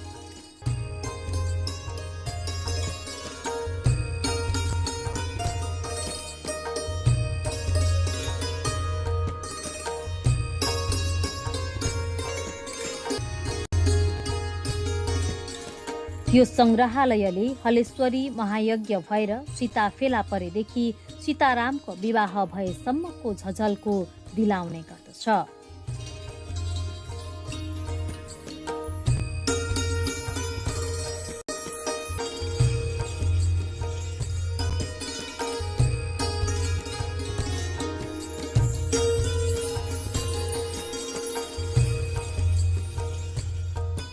जानकी मन्दिरमा हुने महन्तको कुनै पनि व्यक्तिगत व्यवहार, कुल, परिवार नहुने यो वैष्णव धर्मको परम्पराले सञ्चालन भइरहेको छ। वैराग्य परम्पराले चल्ने यो मन्दिरको हालको पुजारी महन्त राम तपेश्वर दास हुनुहुन्छ। महन्तको 2, 4, 10, 20टा चेला हुन्छ। त्यो चेला मध्ये चाहिँ यहाँको नगर समाज,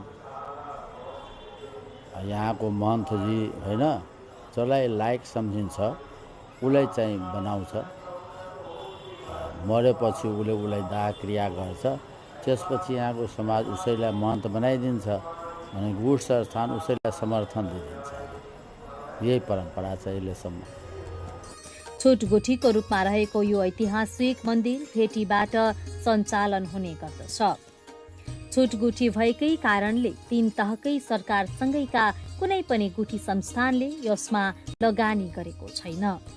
12 महिनामा 12वटा पर्व, विवाह पञ्चमी, सार्वजनिक विवाह हुनुका साथै जानकी मन्दिरको हातभित्र दैनिक जसो अखण्ड रामायण पाठ, अखण्ड कीर्तन लगायतका कार्यक्रम हुने यस मन्दिरको व्यवस्थापन समेत दान दातव्यबाट सञ्चालन भइरहेको छ।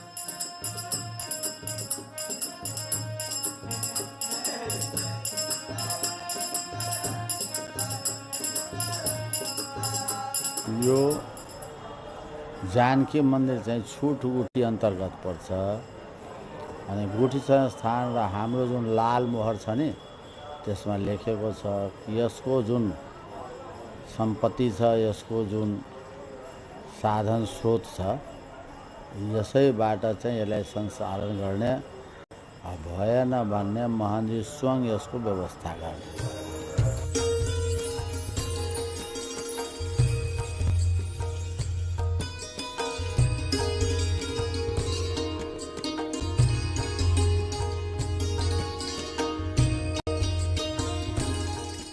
ऐतिहासिक रूपले महत्त्वपूर्ण सांस्कृतिक धरोहर मानिने जानकी मन्दिर धार्मिक हिसाबले नेपाल र भारत दुवै देशका हिन्दू धर्मावलम्बीहरूको सेतु पनि हो।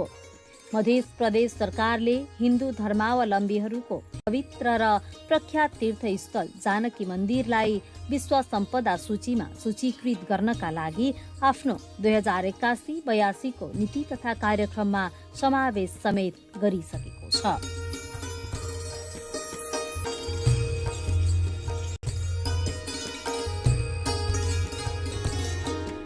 धार्मिक पर्यटनमा अथाह सम्भावना बोकेको जानकी मन्दिर लगायतका ऐतिहासिक धरोहरहरूले हाम्रो संस्कृति र परिचय झल्काउँदछ।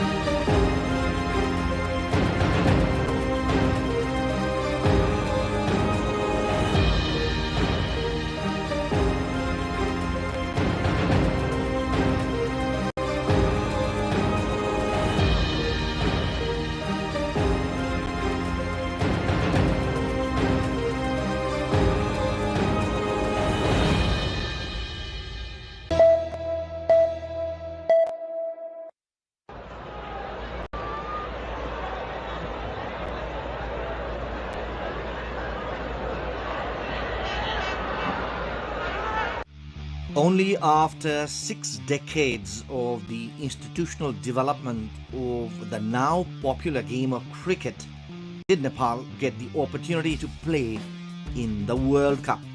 Although cricket was introduced in Nepal during the Rana regime, the sport was confined to a limited number of people, namely the elite. It all started with equipment brought by students returning from their studies in Britain and India. Although Cricket Association of Nepal (CAN) was established in 1947, cricket remained centered among a few affluent individuals and in limited tournaments for a long time. Starting with the Bishnu Trophy in 1948, tournaments were limited to competitions like the Madan Memorial Sealed, Jugal Kishore Trophy, Rammani Trophy, and later the Jai Trophy. Even as the sport expanded outside Kathmandu Valley, it took decades for cricket to develop at the grassroots level. After the International Cricket Council (ICC) granted Nepal affiliate membership in 1988, Nepali cricket embarked on its international journey. The rule of mandatory participation in tournaments by the ICC and the Asian Cricket Council (ACC) opened doors to international competition for Nepal. After participating in the Under-19 Asian tournament in Hong Kong in 1996, Nepal has not looked back.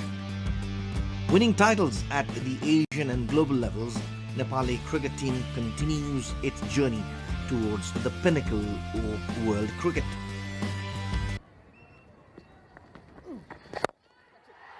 Goes down the ground because he was given that line outside off stump, so the first boundary of the contest, a handsome one. Initially confined to Tulikhel in Kathmandu, many international tournaments were hosted in Nepal after an international standard ground was built in Kirtipur.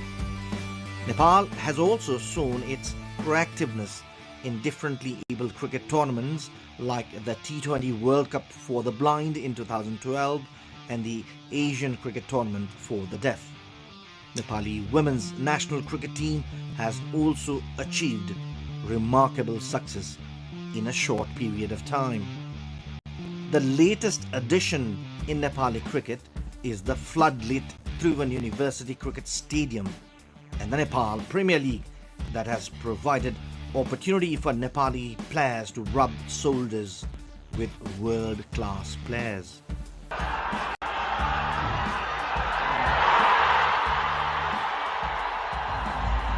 When I talked about remittance, how we receive a huge chunk of it, but we're not being able to properly utilize it so that we could materialize it into something productive. How do you see this whole thing? Do you think any person who is in Gulf country, earning money, sending money to this country, feels proud of sending that money here?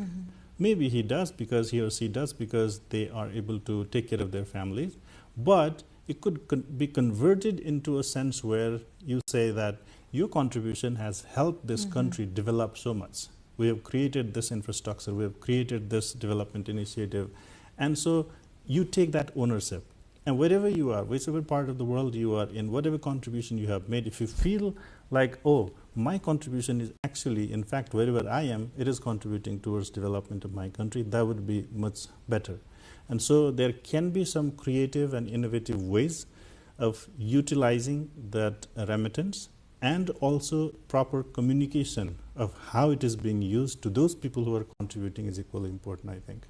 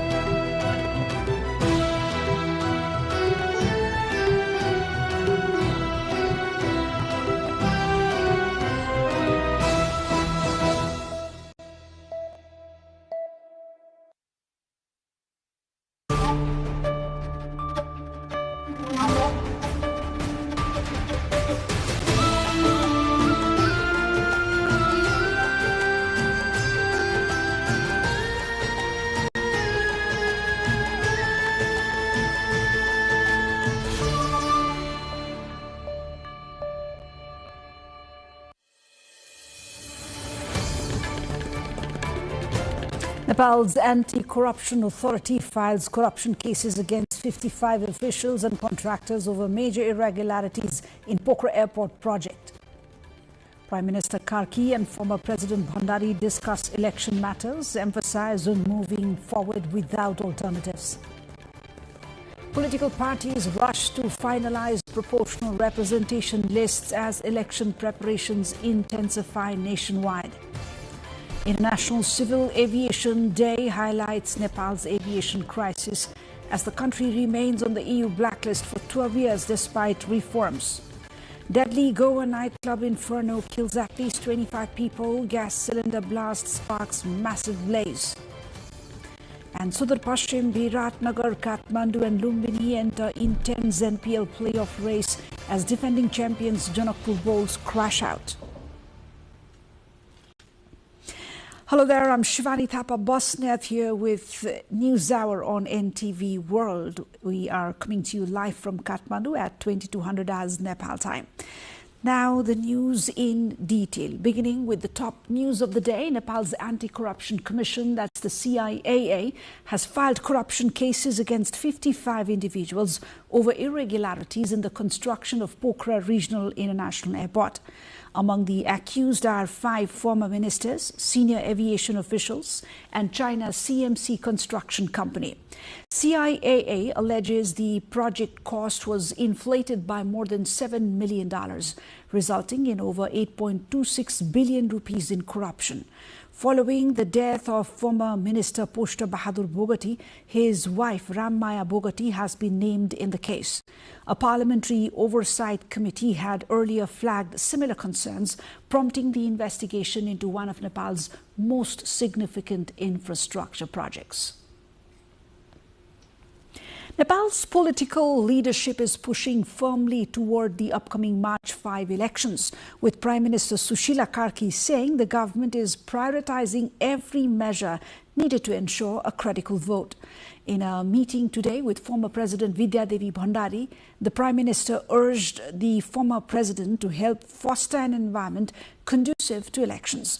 Both leaders expressed sorrow over the human and material losses during the recent Gen Z movement. The former president voiced confidence that those responsible will be held accountable. Prime Minister Karki said investigations are moving ahead with urgency and also conveyed regret over the damage caused to the former president's residence. Bhandari, meanwhile, stressed that Nepal has no alternative to elections, expressing faith that Prime Minister Karki will deliver a free, fair and fear-free poll. Meanwhile, Information Minister Jagdish Kharel said the meeting focused squarely on current politics and election preparedness. अहिले सरकारले गरिरहेको कामको सन्दर्भमा सम्माननीय प्रधानमन्त्रीज्यूले पनि share गर्नुभयो र पूर्व राष्ट्रपति विद्यादेवी भण्डारीज्यूबाट जुन निर्धारित मितिमा निर्वाचन फागुन 21 मा गर्ने भनिएको छ त्यसलाई राम्रोसँग सम्पन्न गर्न उहाँले सल्लाह दिनुभयो. Nepal's political parties are accelerating preparations as the deadline approaches for submitting closed lists under the proportional representation system.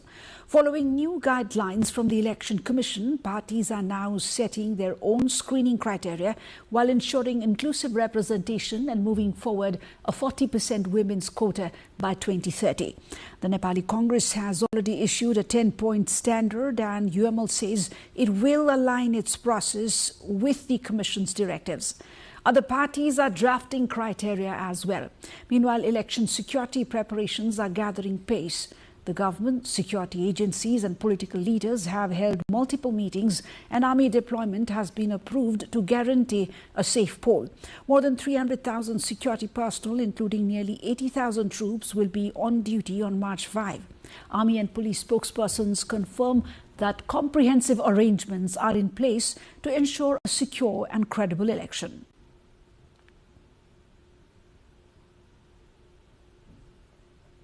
We shall carry more on this in our issue of the day segment that's coming up later in the bulletin.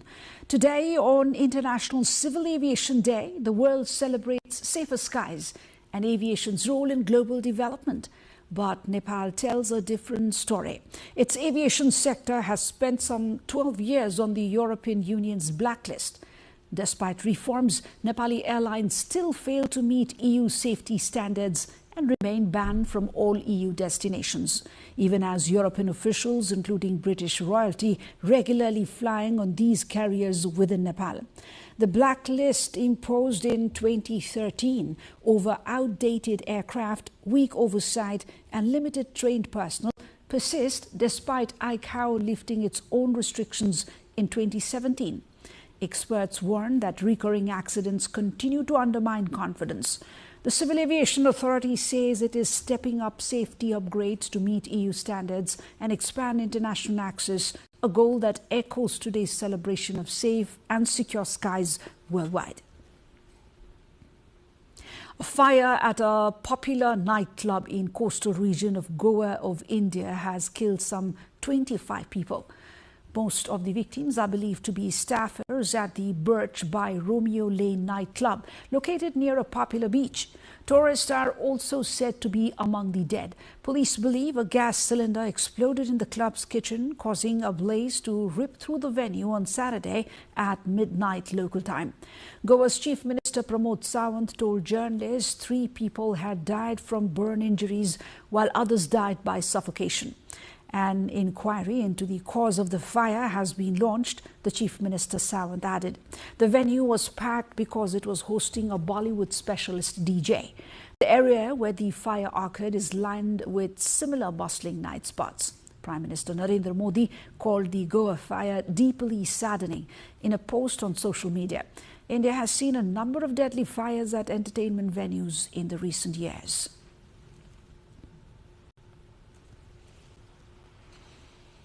In the final league match of the Nepal Premier League, Karnali Yaks registered their second win, beating Janakpur Bulls by 3 runs.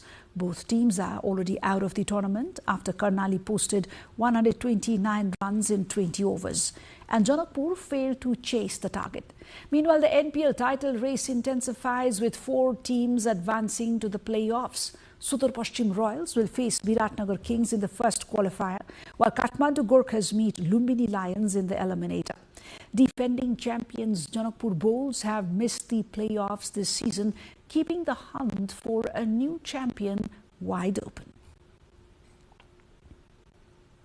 Political parties rush to finalize candidate lists while security forces pledge full readiness ahead of the elections. Coming up in our issue of the day.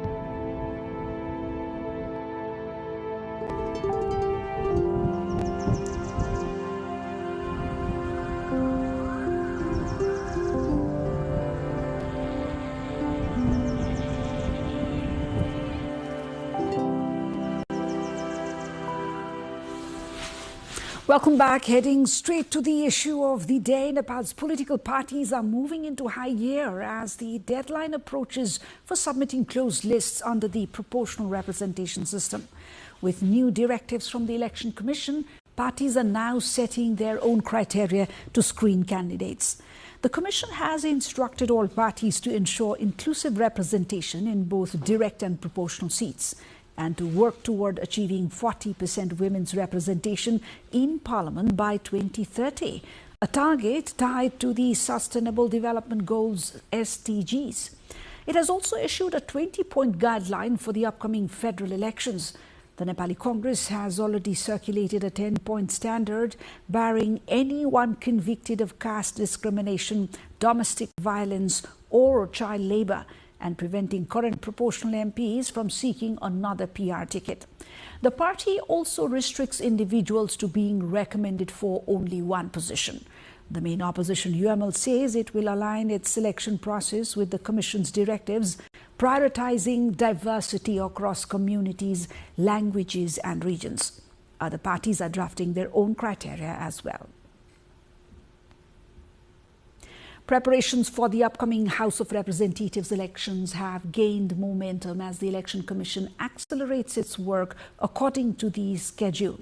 Security agencies, including the Nepal Army, have already begun preparations to ensure a safe and credible polling environment. The government is coordinating closely with political parties, the Election Commission and security bodies to create an atmosphere conducive to free and fair elections. Prime Minister Sushila Karki and several ministers have held multiple meetings with party leaders and security officials to review arrangements. Responding to demands from political parties for guaranteed security, President Ramchandra Paudel, on the recommendation of the Prime Minister, approved the deployment of the army for the elections. The Central Security Committee has also finalized the Integrated Election Security Plan for 2082. The Nepal Army has initiated its preparations, while the police, Armed Police Force and National Investigation Department have assured that necessary security measures will be in place. During a major multi-party meeting held at the Prime Minister's residence, security challenges and preparedness were discussed in detail. Following the unrest in September, the government has stressed that elections are the only way forward, urging all parties to focus on ensuring a successful poll rather than questioning its feasibility. A total of 114 parties have already received their symbols, and over 300,000 security personnel, including nearly 80,000 army troops, will be deployed on the election day, that's on 5th of March 2026. Security agencies have assured that comprehensive arrangements are in place for the upcoming elections. Spokespersons from the Nepal Army and Nepal Police outlined the preparations progress and confidence in maintaining a safe polling environment. निर्वाचनको दौरानमा नेपाली सेना सधैँ तेस्रो घेरामा रहेर सुरक्षा व्यवस्था प्रदान गर्दछ भने निर्वाचन पश्चातको जुन मतगणना स्थलको सुरक्षा, मतपत्रिकाको ढुवानी लगायत विभिन्न कार्यहरू गर्नको लागि नेपाली सेनाले आवश्यक तयारी गरिरहेको छ। विद्यमान परिस्थितिको वस्तुपरक ढङ्गबाट विश्लेषण गरी नेपाली सेनाले नेपाल प्रहरी, सशस्त्र परिबल नेपाल लगायत स्थानीय प्रशासन र स्थानीय जनप्रतिनिधिहरूसँग पनि आवश्यक समन्वय गरिरहेको छ भने आफ्नो पनि विभिन्न तालिमहरू सञ्चालन गरी निर्वाचनको तयारी पनि गरिरहेको अवस्था छ। विद्यमान निर्वाचनसँग सम्बन्धित ऐन कानुनको अधीनमा रही निर्वाचन आयोगसँगको निर्देशनमा सम्बन्धित प्रदेश तथा जिल्ला स्तरमै निर्वाचन सुरक्षा सम्बन्धमा प्रतिबद्ध भई आफ्ना गतिविधिहरू सञ्चालन गर्ने सम्बन्धमा सबैलाई निर्देशन भइसकेको छ। संगठन प्रमुखज्यूबाटै निर्वाचनलाई हाम्रो पहिलो जिम्मेवारीको रूपमा लिएर, अभिभाराको रूपमा लिएर काम गर्ने भन्ने स्पष्ट निर्देशन भएको आधारमा हामी यसमा लागिसकेका छौं। International Civil Aviation Day today shone a light on global safety, but Nepal's skies remain in the shadows. Later in our cover story.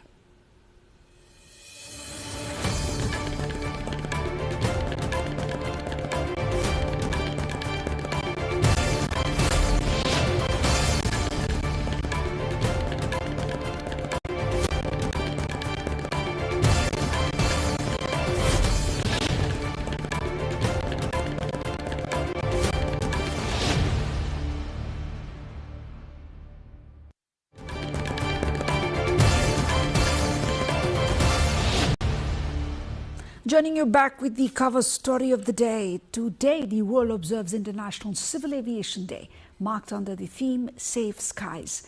The day is celebrated across ICAO member states, honoring the role of aviation in connecting nations and supporting social and economic growth. International Civil Aviation Day began in 1994 on the 50th anniversary of ICAO's founding, and 2 years later, the United Nations formally recognized it. The occasion highlights ICAO's contribution in building a global, fast and reliable air transport network that has made travel easier for people worldwide. With the global community working towards the 2030 Sustainable Development Goals, ICAO says aviation remains a crucial connector between nations. The organization continues to set international safety standards, provide guidance to prevent accidents, and monitor compliance to ensure safer skies. Aviation quietly punches above its weight in the climate crisis. In 2019, it generated 2.5% of global carbon dioxide emissions, and it contributes to around 4% of total warming. Aviation's CO2 emissions have quadrupled since the 1960s, despite major gains in aircraft efficiency. Vijeta Bhandari brings you more.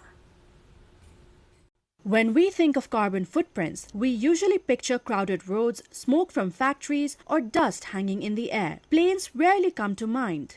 But flying has a much larger carbon footprint than we tend to realize. In 2019, aviation produced about 2.5% of global CO2 emissions. And when that extra warming from contrails, water vapor, and atmospheric chemistry is included, aviation contributes roughly to 4% of global warming.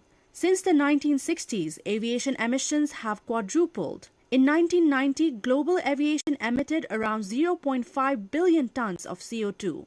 By 2019, that had doubled to 1 billion tons. Technical advancements in aviation have made planes more efficient. In 1990, flying one passenger for 1 kilometer emitted around 357 grams of CO2. By 2019, that fell to 157 grams. But here's the catch. The fuel hasn't changed. Jet fuel is still fossil-based, with the same carbon intensity it had decades ago. So even as aircrafts improved, the soaring demand for air travel pushed total emissions sharply upward. There's also a deep inequality in who flies. Most people globally take no flights at all in a given year, while a small group of frequent flyers accounts for a large share of total aviation emissions. So what needs to change for aviation to move towards sustainability? Well, we need a major shift to cleaner fuels towards electrification, biofuels, hydrogen, or a combination. And we need smarter, fewer, and fuller flights. And we need global policies and investment to speed up innovation, because efficiency alone won't get us there. Nepal's aviation sector saw its European routes vanish after the 2013 EU blacklist over safety issues. Even as Nepal cleared ICAO's scrutiny and maintains EU-level standards, its airlines remain shut out of Europe. Virat Anupam has more.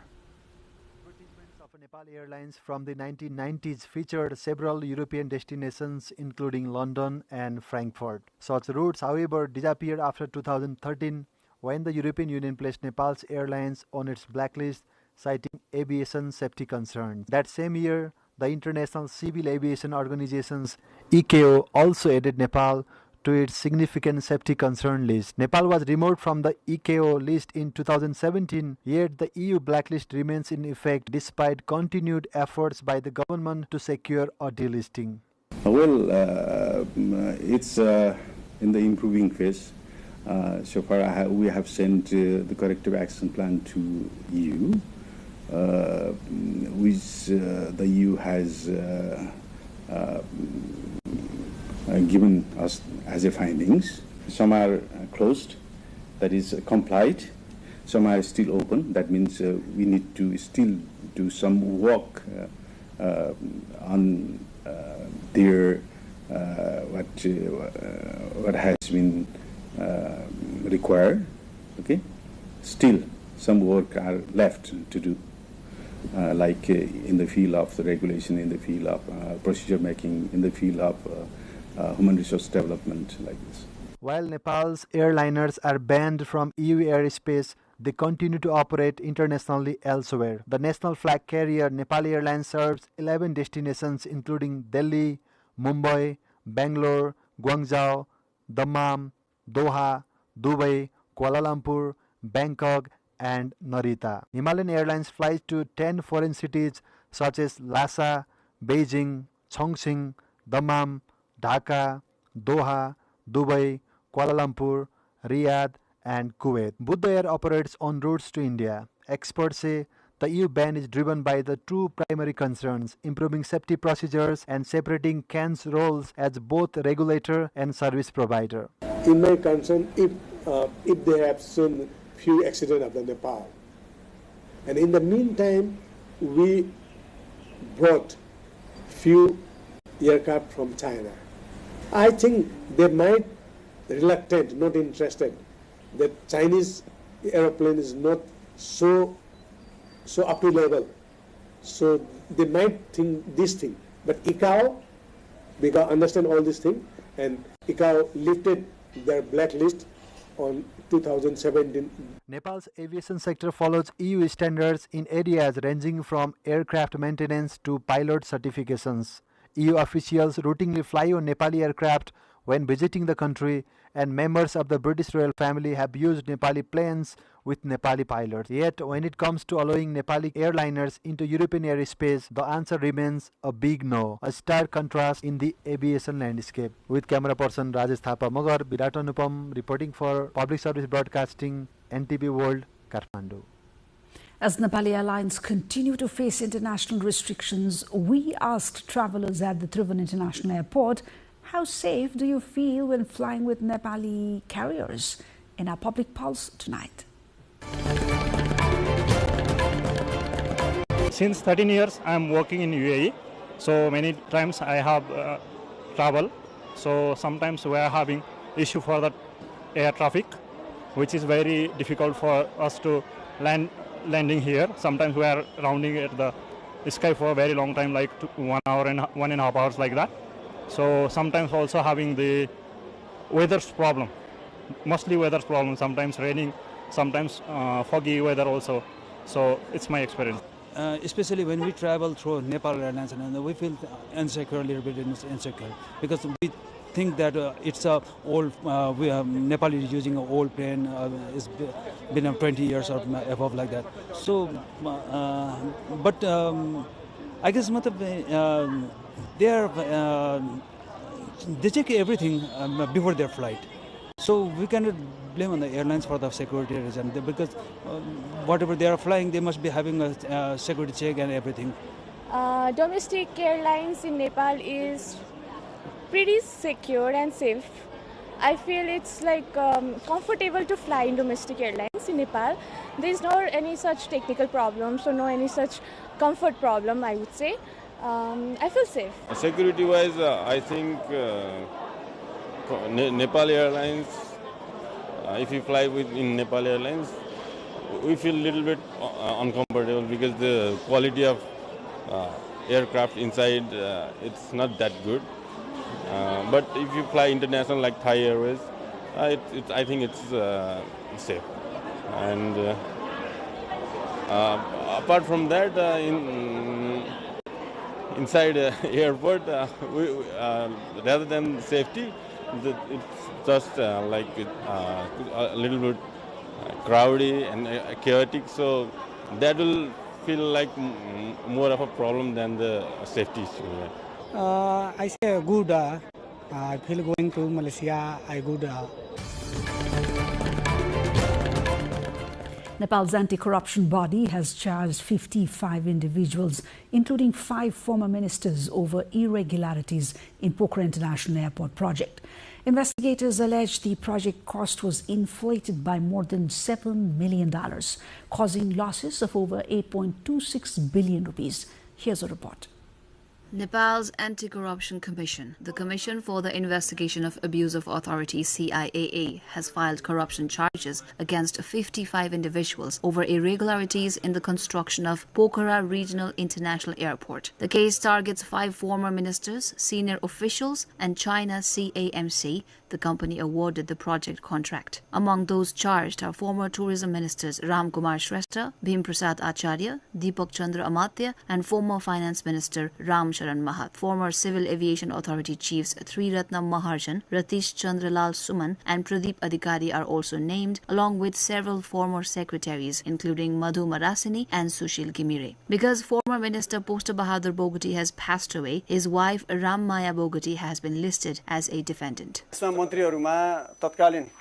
मन्त्री रामकुमार श्रेष्ठ मैले यहाँलाई भनिहालेँ। त्यसैगरी तत्कालीन मन्त्री भीम प्रसाद आचार्य, त्यसैगरी तत्कालीन मन्त्री दीपक चन्द्र अमात्य, तत्कालीन मन्त्री डाक्टर रामशरण महत लगायत हुनुहुन्छ भने तत्कालीन मन्त्री पोष्टबहादुर बोगटीको हकमा निजको श्रीमती राममाया बोगटी हुनुहुन्छ। यो मन्त्रीहरूको सन्दर्भमा हो भने त्यसैगरी पूर्व सचिवज्यूहरू पनि हुनुहुन्छ, सुशील घिमिरे, त्यसैगरी सुरेशमान श्रेष्ठ, त्यसैगरी सुमन प्रसाद शर्मा, भेषराज शर्मा, रञ्जन कृष्ण अर्याल, मोहन कृष्ण सापकोटा, सुरेश आचार्य लगायत सचिवज्यूहरू पनि हुनुहुन्छ यसमा। त्यसैगरी नागरिक उड्डयन प्राधिकरण सञ्चालक समितिका सदस्यहरू पनि यसमा प्रतिवादीको रूपमा रहनुभएको छ। मनोरूप साई, त्यसैगरी ज्योति अधिकारी लगायत यसमा प्रतिवादी कायम गरिएको छ। According to the CIAA, the approved project cost of $16.96 million was artificially inflated by $7.43 million, resulting in an alleged corruption loss of 8.26 billion rupees. Investigators claim the final cost ballooned to $24.4 million, despite the project being financed through a concessional loan from the Chinese government. The probe follows earlier findings by a parliamentary subcommittee which reported serious irregularities during the airport's construction and formally requested the CIAA to investigate. Pokhara Airport, one of Nepal's major infrastructure ventures, has long been controversial, with critiques pointing to cost overruns and opaque contracting practices. The road division in Hetauda has temporarily suspended the ongoing road expansion work in market areas. In a press conference today, the division announced that the work would be halted due to a recent order from the Supreme Court. The court issued a stay order on 5th of December, which was received by the road division on 7th, instructing them not to proceed with the road expansion. The decision comes after the demolition of several properties along the road yesterday, where dozers were used to widen the national highways within the Hetauda sub-metropolitan area. In just one day, approximately 500 houses were demolished to make way for the expansion. The situation has sparked concern and raised questions about the impact on local residents. The road division has not yet clarified when the expansion work will resume. Meanwhile, in response to the challenges faced by the homeowners and businesses affected by the 25-yard highway expansion in Hetauda, the Hetauda sub-metropolitan city has unveiled a 9-point rehabilitation facilitation program. The program is designed to support those whose land lies within the expanded road area and who lack alternative housing or land. According to spokesperson Sabina Bhane, the sub-metropolitan city will collect details of the affected individuals through ward offices and facilitate housing management. In a meeting held today, the municipal executive also decided to request Nepal Rashtra Bank for housing loans at concessional interest rates for homeowners whose houses were demolished. Additionally, tax exemptions for affected businesses and a proposal to waive land survey fees for new homes up to 2,000 square feet will be presented to the Municipal Assembly. The sub-metropolitan city also plans to provide technical assistance for fast-tracking house reconstruction and will engage with the federal government to develop the Dhruvan Highway as a tourist route. Continuous dialogues with the Chamber of Commerce and other stakeholders will also ensure that affected businesses can continue operations, say the authority. In Nepal's southern Madhes province, newly appointed Chief Minister Krishna Prasad Yadav has expanded his cabinet, naming 3 ministers from across the political spectrum. Jangilal Rai of the Nepali Congress, Mahesh Prasad Yadav from the Janamat Party and Kanish Patel of the CPN Unified Socialist. Yadav was sworn in earlier today, taking his oath in the Maithili language, a symbolic nod to the region's cultural identity. The Chief Minister now faces a crucial test. He is expected to seek a vote of confidence on December 10. The date was agreed upon during a meeting of the province's 7-party ruling alliance, according to coalition leaders. The political reshuffle comes at a sensitive moment as Madhya province navigates questions of representation, stability and power sharing within Nepal's evolving federal landscape. Former President Vidya Devi Bhandari has inspected the Singhadarbar complex, which was damaged during the protest last September. During the visit, the former president expressed deep sorrow over the burning, looting and vandalism, calling the incidents unprecedented in Nepal's history. Bhandari said such events should never occur again and voiced confidence that the government will rebuild the damaged structures. The former president also inspected the Prime Minister's office and the Parliament building, both affected during the unrest.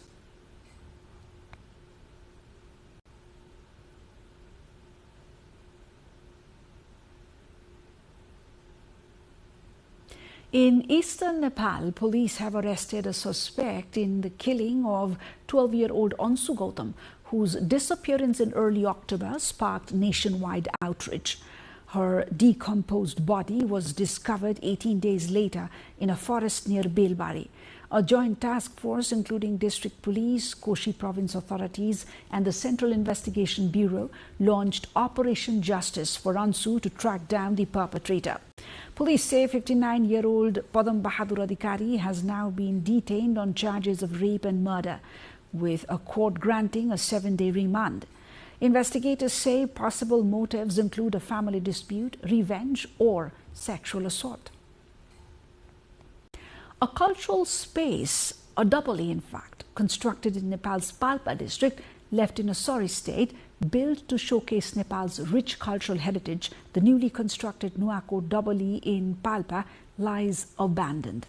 Its pristine structure is slowly succumbing to neglect as officials delay its opening to the public. Rojina Rai brings a report. A cultural double-E constructed in Nepal's Palpa district is left in sorry state. A double-E or dabu is a traditional elevated open-air stage significant in Newar culture in Nepal, used for religious festivals and community gathering and historical performance venues. The structure of double-E is completed, however, it is yet to open and used for the public, which is leading to gradual decay in overall appearance. As part of Nepal's provincial development plans, the Lumbini provincial government built the cultural Nuako double-E in 2020 to attract tourists in the area. Nuako, known for its historical and religious significance, was expected to draw visitors once the double-E came into use. Despite the completion of the project with a budget of rupees 38.5 million rupees, equivalent to $267,660, the unused traditional double-E has now turned into a savvy grassy land. The provincial government has started the administrative process to bring the double-E into operation, but there is still no clear timeline for its official opening. Provincial authorities are completing the process of handing over the double-E to the local government, in line with Nepal's federal structure that places cultural and tourism project under local jurisdiction. We shall return with the international updates. For now, a quick recap of the headlines. Nepal's Anti-Corruption Authority files corruption cases against 55 officials and contractors over major irregularities in Pokhara Airport project.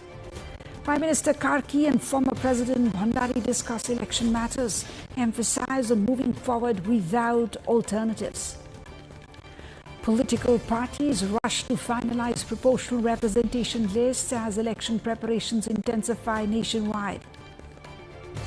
International Civil Aviation Day highlights Nepal's aviation crisis as the country remains on EU blacklist for 12 years despite ongoing reforms. Delhi Goa nightclub Inferno kills at least 25 people. Gas cylinder blast sparks massive blaze. And Sudat Pashchim, Biratnagar, Kathmandu and Lumbini enter intense NPL playoff race as defending champions Janakpur Bulls crash out.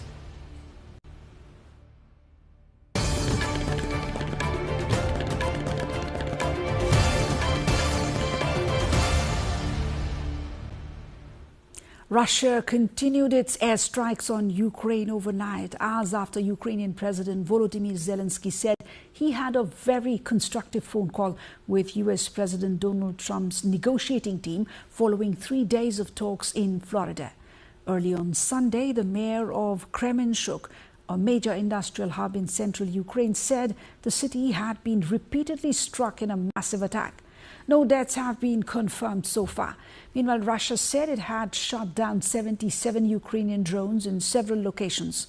Aerial assaults have continued even as efforts to negotiate an end to the war have intensified, including detailed Ukraine-US talks in Miami aimed at drafting a peace settlement acceptable to both sides. Japan's defense ministry says Chinese military aircraft intermittently locked its radar onto Air Self-Defense Force fighter jets twice on Saturday. The ministry says the incidents occurred over waters southeast of Okinawa's main island.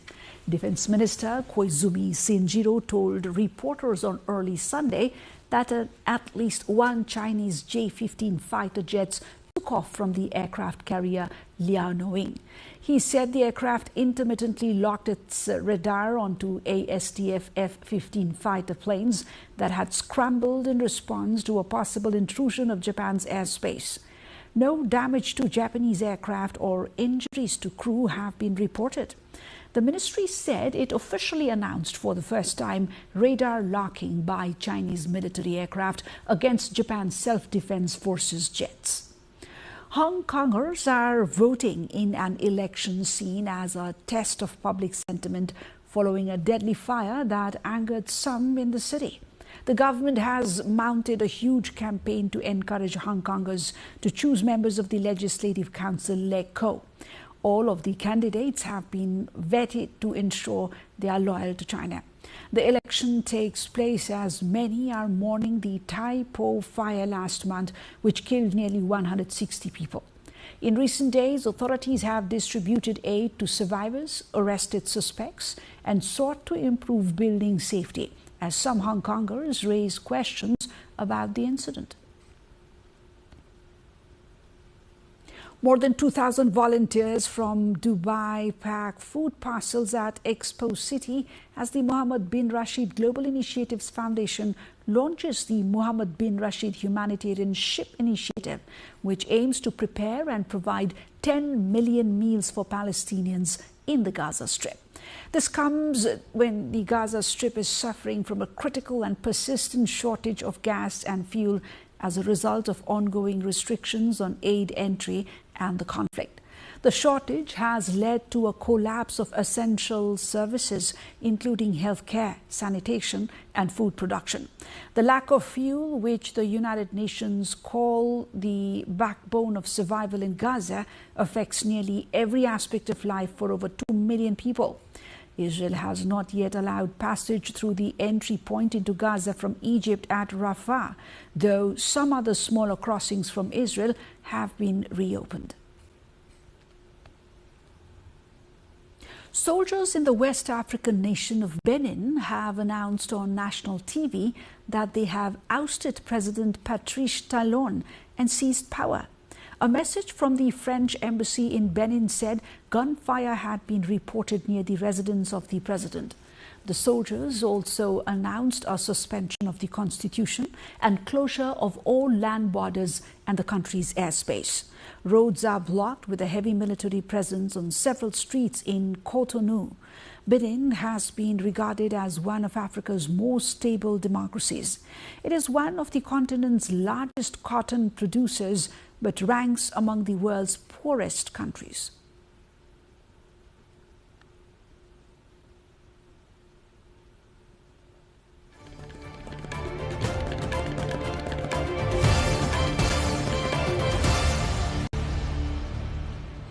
We take a short break here. When we return, we'll be looking into the business news of the day.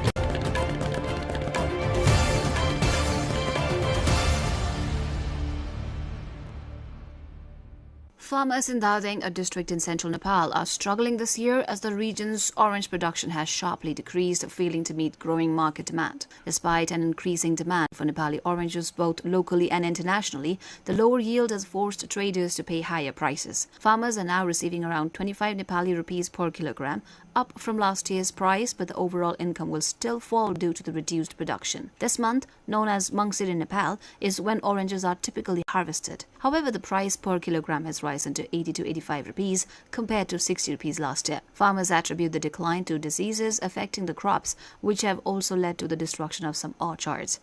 Dardeng, which covers 785 hectares of orange farms, produced 4,370 metric tons of oranges last year. With a significant income of about 35 crore rupees, around $2.5 million from orange sales, the district is now expecting a drop in revenue this year. The primary markets for Dardeng's oranges are within Nepal's capital Kathmandu, as well as in Chitwan, Pokhara and neighboring regions.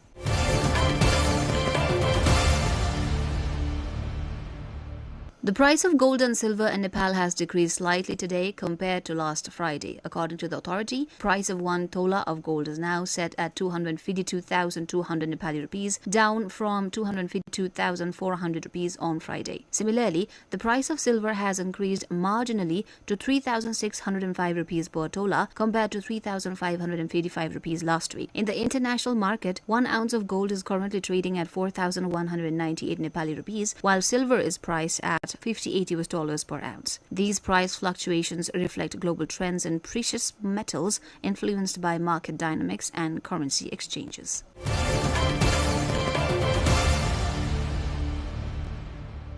Officials and business leaders from China and the United States met in Berkeley, California to explore new avenues for trade and investment, seeking to ease tensions created by recent U.S. tariffs. At a business breakfast hosted by the China Council for the Promotion of International Trade, Chairman Ren Hongbin highlighted China's innovation-driven economy and emerging sectors such as aerospace, biotech and low-carbon industries, saying they offer huge opportunities for cooperation. Chinese Consul General Zhang Jianmin added that the Bay Area's tech ecosystem and China's vast market create strong complementary potential.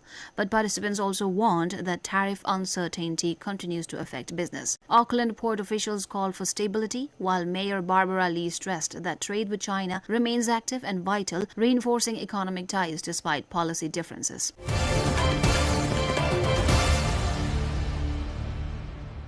In Belfast, the battle between technology and tradition is playing out at an artist market. They have banned AI-generated artwork, insisting on human creativity as artificial intelligence floods the art world. Local painters and illustrators say the move protects the authenticity that draws visitors to the market each year. Some digital artists, however, argue the ban is too broad, excluding creators who use AI as just one tool in a wider creative process. As the festive stalls open, Belfast finds itself at the center of a wider debate about what counts as art in the age of algorithms.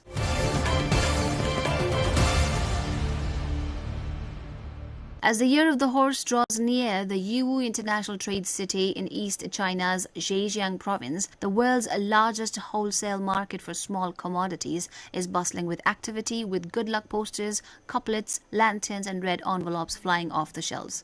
In a store for festive decorations, Chinese character Fu posters incorporating horse elements attract buyers to stop and place orders. Unlike traditional flat Fu characters, the posters in the shop are mostly three-dimensional, with a prominent Fu character at the top and various horse designs below. In a jewelry shop with Chinese red as the main color, a variety of horse-themed hair clips and headbands have drawn the attention of purchasers.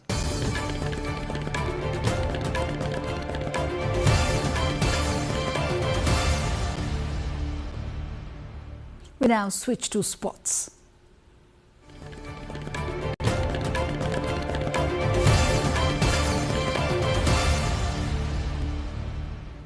In the final league match of the Nepal Premier League, Karnali Yaks secured their second victory, beating Janakpur Bulls by 3 runs. Both teams, however, have already been eliminated from the tournament. Earlier, Karnali Yaks set a target of 130 runs for the defending champions Janakpur Bulls. Batting first at the Tribhuvan University International Cricket Ground, Karnali posted 129 runs in 20 overs, losing 9 wickets. Both sides finished the league stage with 1 win from 6 matches. In the second edition of the Nepal Premier League, which is ongoing, 4 teams have now qualified and are vying for the championship. With the playoff equation complete, the title race has become increasingly competitive. Topping the table with 12 points, Sudar Pashchim Royals will face Biratnagar Kings, who sits second with 10 points in the first qualifier. Meanwhile, Kathmandu Gorkhas, also on 10 points, but behind Biratnagar on net run rate, will compete in the eliminator.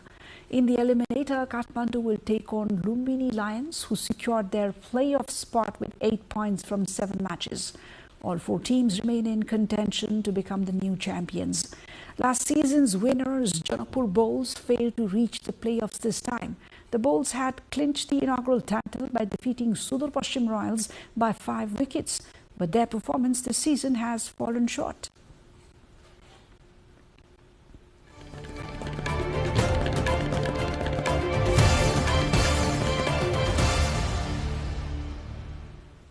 And now the weather updates, first from across Nepal and then the world.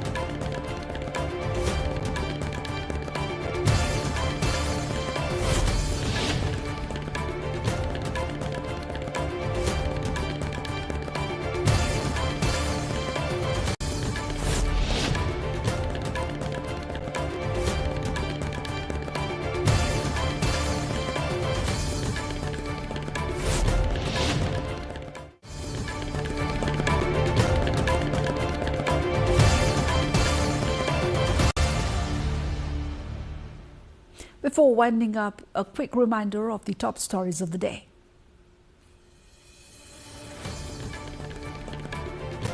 Nepal's Anti-Corruption Authority files corruption cases against 55 officials and contractors over major irregularities in Pokhara Airport project. Prime Minister Karki and former President Bhandari discuss election matters, emphasize on moving forward without alternatives. Political parties rush to finalize proportional representation list as election preparations intensify nationwide. International Civil Aviation Day highlights Nepal's aviation crisis as the country remains on the EU blacklist for 12 years. Deadly Goa nightclub inferno kills at least 25 people. Gas cylinder blast sparks massive blaze during crowded DJ event. And Sudar Pashchim, Biratnagar, Kathmandu and Lumbini enter intense NPL playoff race as defending champions Janakpur Bulls crash out. And that's all coming to you from NTV World News Hour. Do join us through our social media handles and do get new updates and news from our website. That's nepaltelevision.com. I'm Shivani Thapa Bosnet. Thank you for staying with us. Have a good evening.